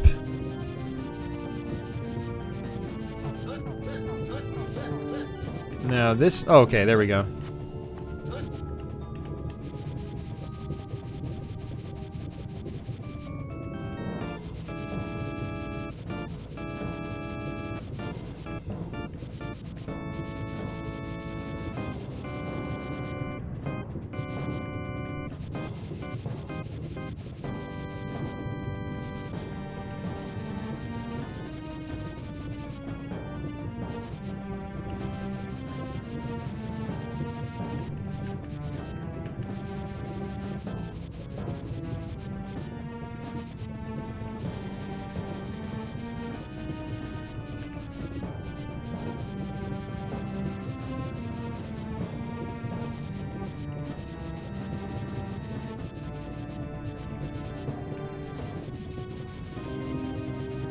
I think we're gonna have to take a forced hit here.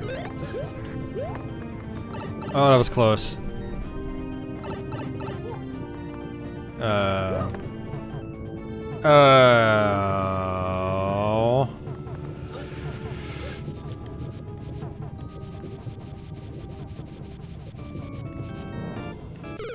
Oh, come on. Alright. That one takes too long.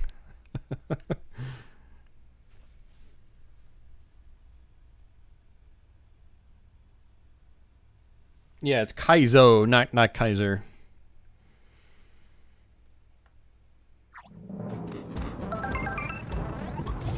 Oh no! I was looking at chat. I wasn't even looking at the level. Some of my lives I've been wasting because I've been staring at chat instead of the screen. Oh.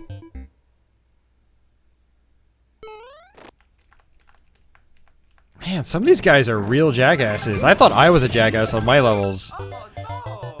At least my levels, like, require some traditional skills. These are just, like... take drugs and hope you win. Oh no!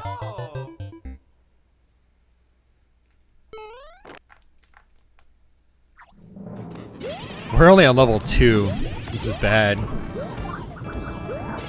Oh no! I'm glad it's not me playing. Oh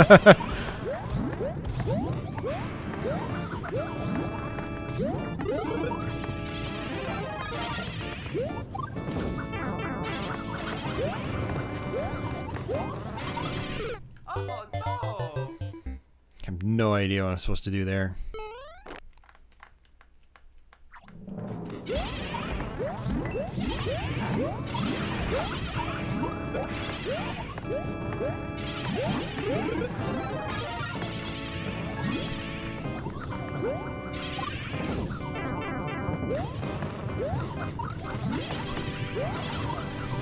Oh no!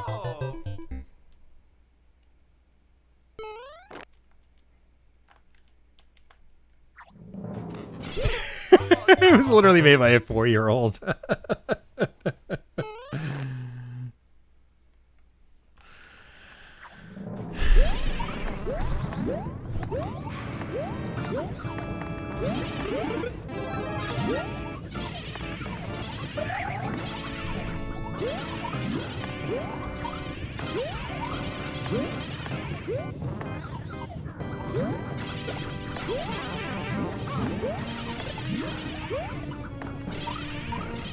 Oh no! Taking a royal beating for our amusement. You're welcome. I mean, I'm having fun doing this. Like, I actually enjoy this. So...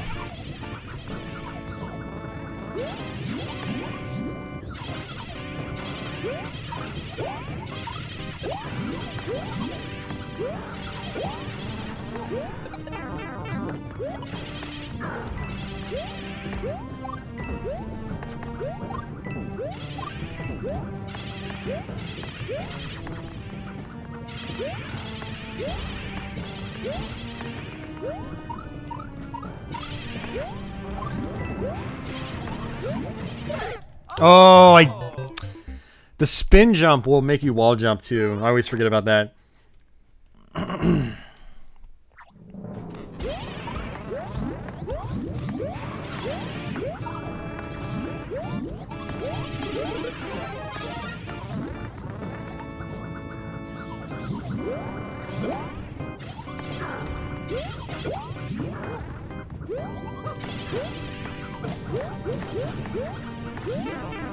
Oh, come on.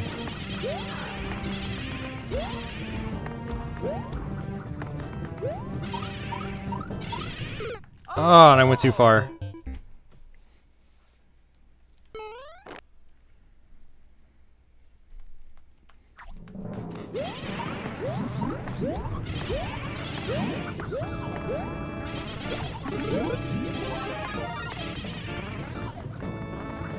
Yeah, I don't know Japanese. I have no idea what kaizo actually means. What we do know is that it's always associated with stupidly difficult levels in Mario. Alright. So here we go.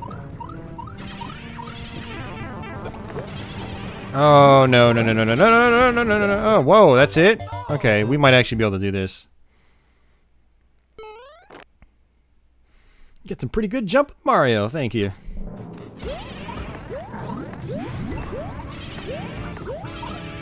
Did you just look it up to confirm, Mambo? I'd probably trust someone with what looks like a pretty Japanese name more than someone who doesn't have one.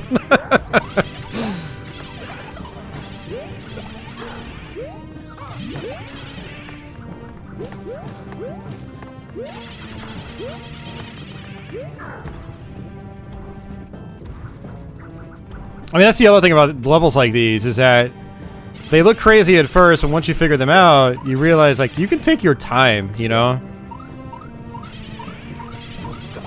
I do think it's important to design your levels with keeping exploits in mind, though. Like, did the guy really want me going on the top like that? Or maybe he left the top open because that was the only way he could beat his own level. Kaizo translates to restructure or reconstruct. Right on, okay, cool.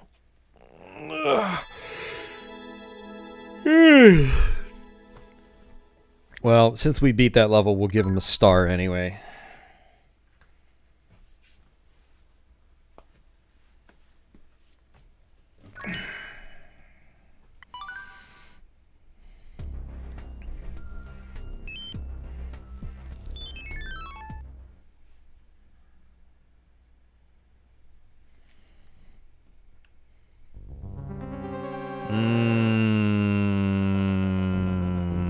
I'm not liking this one.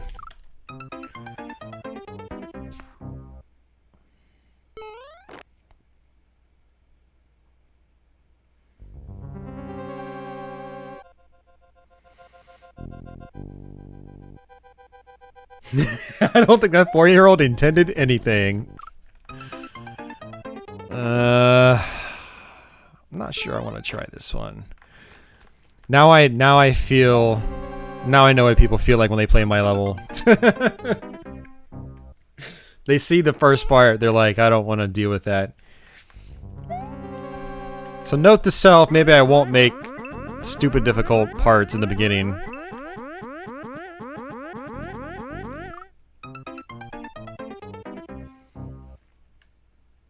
How am I gonna do that?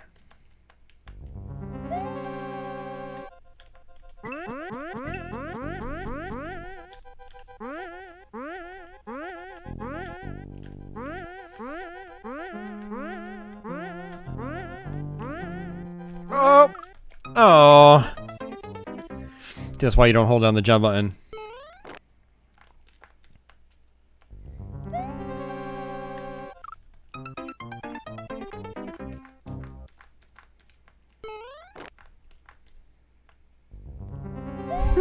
Ninja Spirit. I doubt Ninja Spirit is this tight with its platforming. Or like, I doubt what's required of you is this tight. Speaking of which, I need to bust out my duo so we can play Ninja Spirit and hopefully eventually do a let's play of that. I gotta start doing more TurboGrafx stuff. We're gonna have to do another TurboGrafx stream too. Ah, why can't I get this?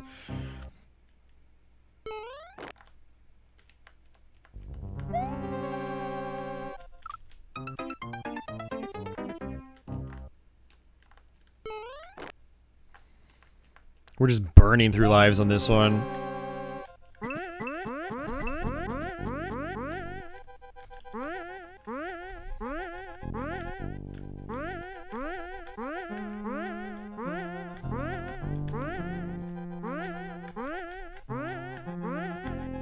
Oh, I should have had that.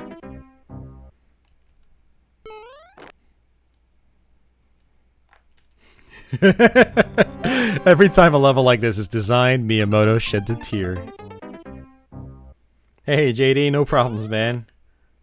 The stalker has not returned, no. Unless it's been out there lurking. You know, funny enough, we actually had a downvote on this stream before I even started, and that doesn't ever happen. So I wonder if that was him or if it's someone else.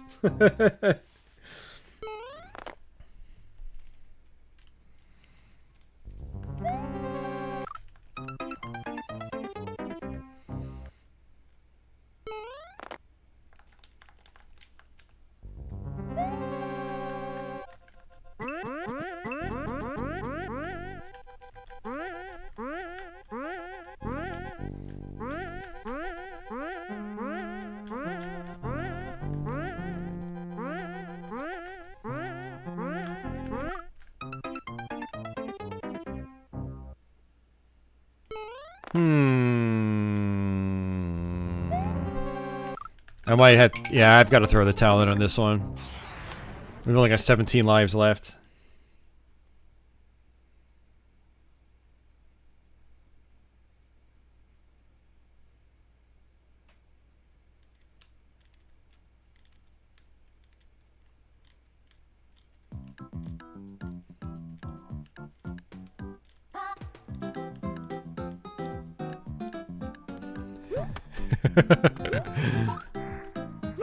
What, do I have 2 dislikes on the stream now?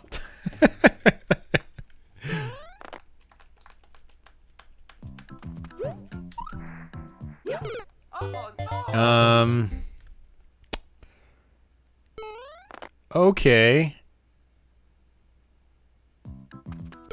Oh no! I wonder if I can, No, like you can't just drop off the wall.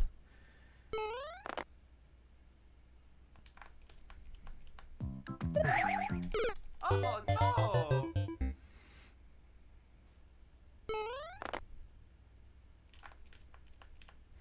So, New Super Mario Brothers... Oops. Oh no!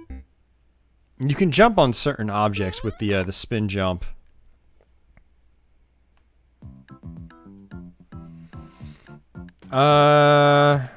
If you buy a PC Engine Duo, find someone to fix it, because it's gonna need to be fixed. Or buy from a reputable source, like Keith Courage is one. He usually has units for sale.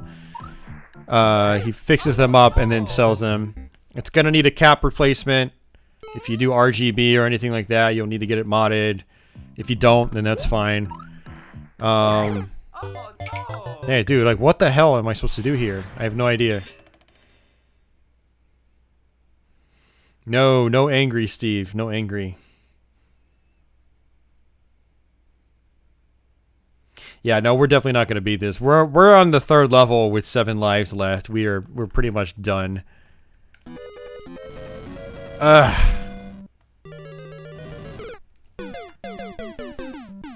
I actually got through Super Expert once over the weekend, but I think I just had a good.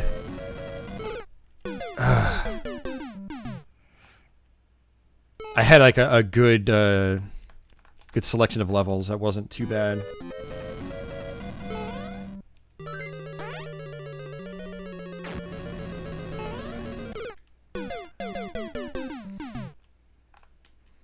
Yeah, so in this one you have to get 4 pink coins.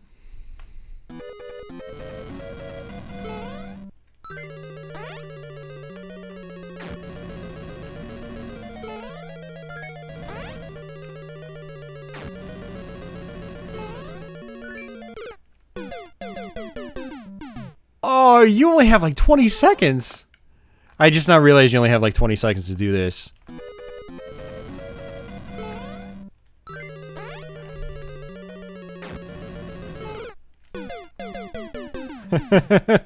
This is garbage. I mean, that's part of the challenge, but man, I'm not a fan of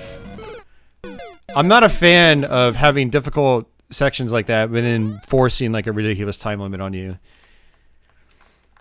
One of the things that really sucks about this game that I probably should have mentioned is that there's considerable input lag on this. If you play Super Mario Bros. NES on like a CRT, and then you go and play this, it's several frames at least, maybe more. It's pretty bad. You get used to it, but when you need stuff that's almost like frame perfect, the input lag will just drive you insane. So yeah, we actually failed at Super Expert. We didn't even beat half the levels. We only beat 2. So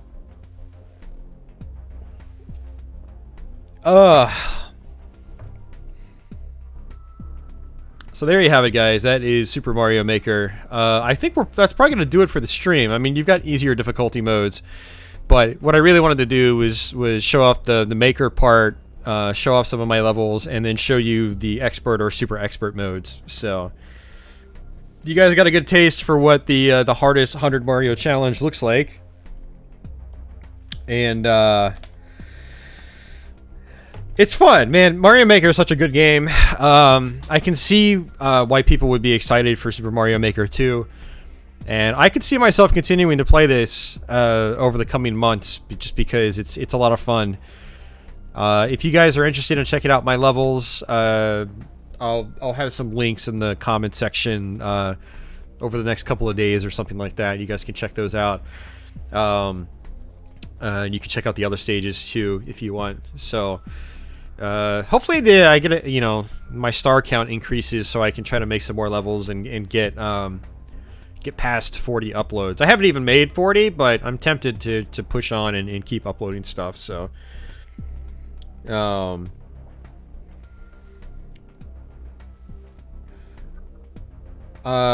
no, so Office, I think what you're probably thinking of is like the costumes that you can get, and then you can place them in the game.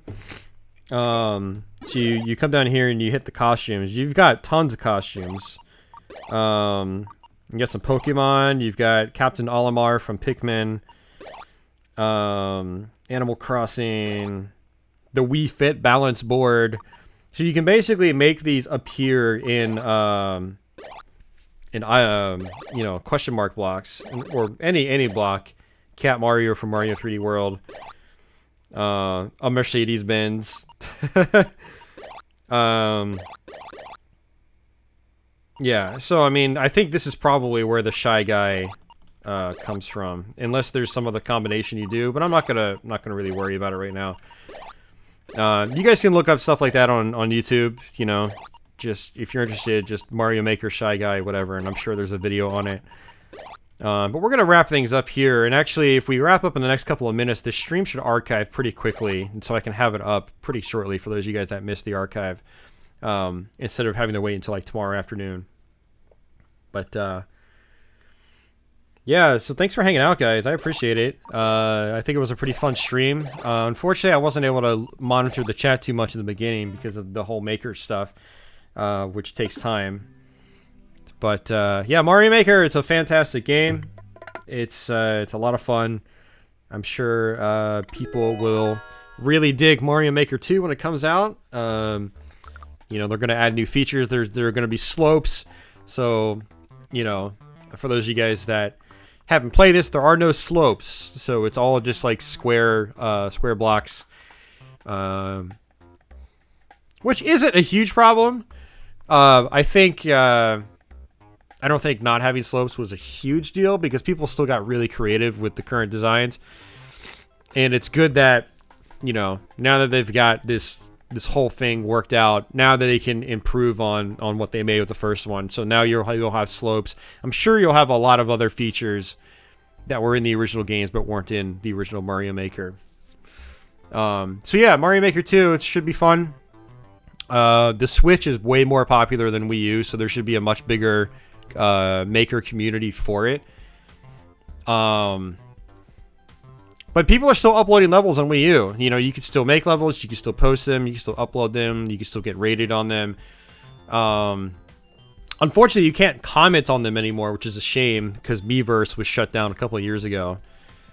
But yeah, the Switch version should definitely be more popular in that regard. So yeah. Yeah, I'm sure it'll be great. I don't see why it won't. I mean, Nintendo's really good about putting a lot of care and effort into their first-party offerings. I should say their baby franchises in particular, which is Mario and Zelda. You know, those two franchises, they put a lot of time and effort and care into them. Mario in particular. So I don't see why Mario Maker 2 wouldn't be a good game. Or wouldn't be a worthy follow-up. Some people have said, oh, it looks like a fancy DLC upgrade for the first game. It's like, maybe that is the case. I don't know. We'll see when it comes out. But I think it'll be worth it. It'll probably be awesome. Yeah, we'll see. So, probably the thing I'm most curious about is if existing levels are going to be... if you can import them into the new engine. That'd be really cool to see. I'd love to be able to just, you know, use my old levels in the new game. Or maybe have like a Mario Maker 1 section where you can do like 100 Mario challenge with just the original Mario Maker levels. That could be cool. So, it would give a lot of longevity to these old levels, I feel. So, what game's on the schedule for next Thursday? I have no plans. I have no idea, JD, so haven't thought that far ahead. So, usually the only time I truly plan something is if it's October. You know, if I plan more than a week out, it's October where I've got my horror-themed stuff, Castlevania and whatnot. But outside October, I don't really... You know, I've got like a list of things I want to do, but I don't know if I'm going to actually do it next week, you know? So, but we'll see. I don't know. I've got ideas. I've had things I've wanted to tackle for a few months, but I haven't gotten around to it, so... But yeah, guys, thanks for hanging out. I appreciate it. Hope you guys had fun tonight. Mario Maker's fantastic. If you have a Wii U, this is actually pretty cheap now to get a used copy.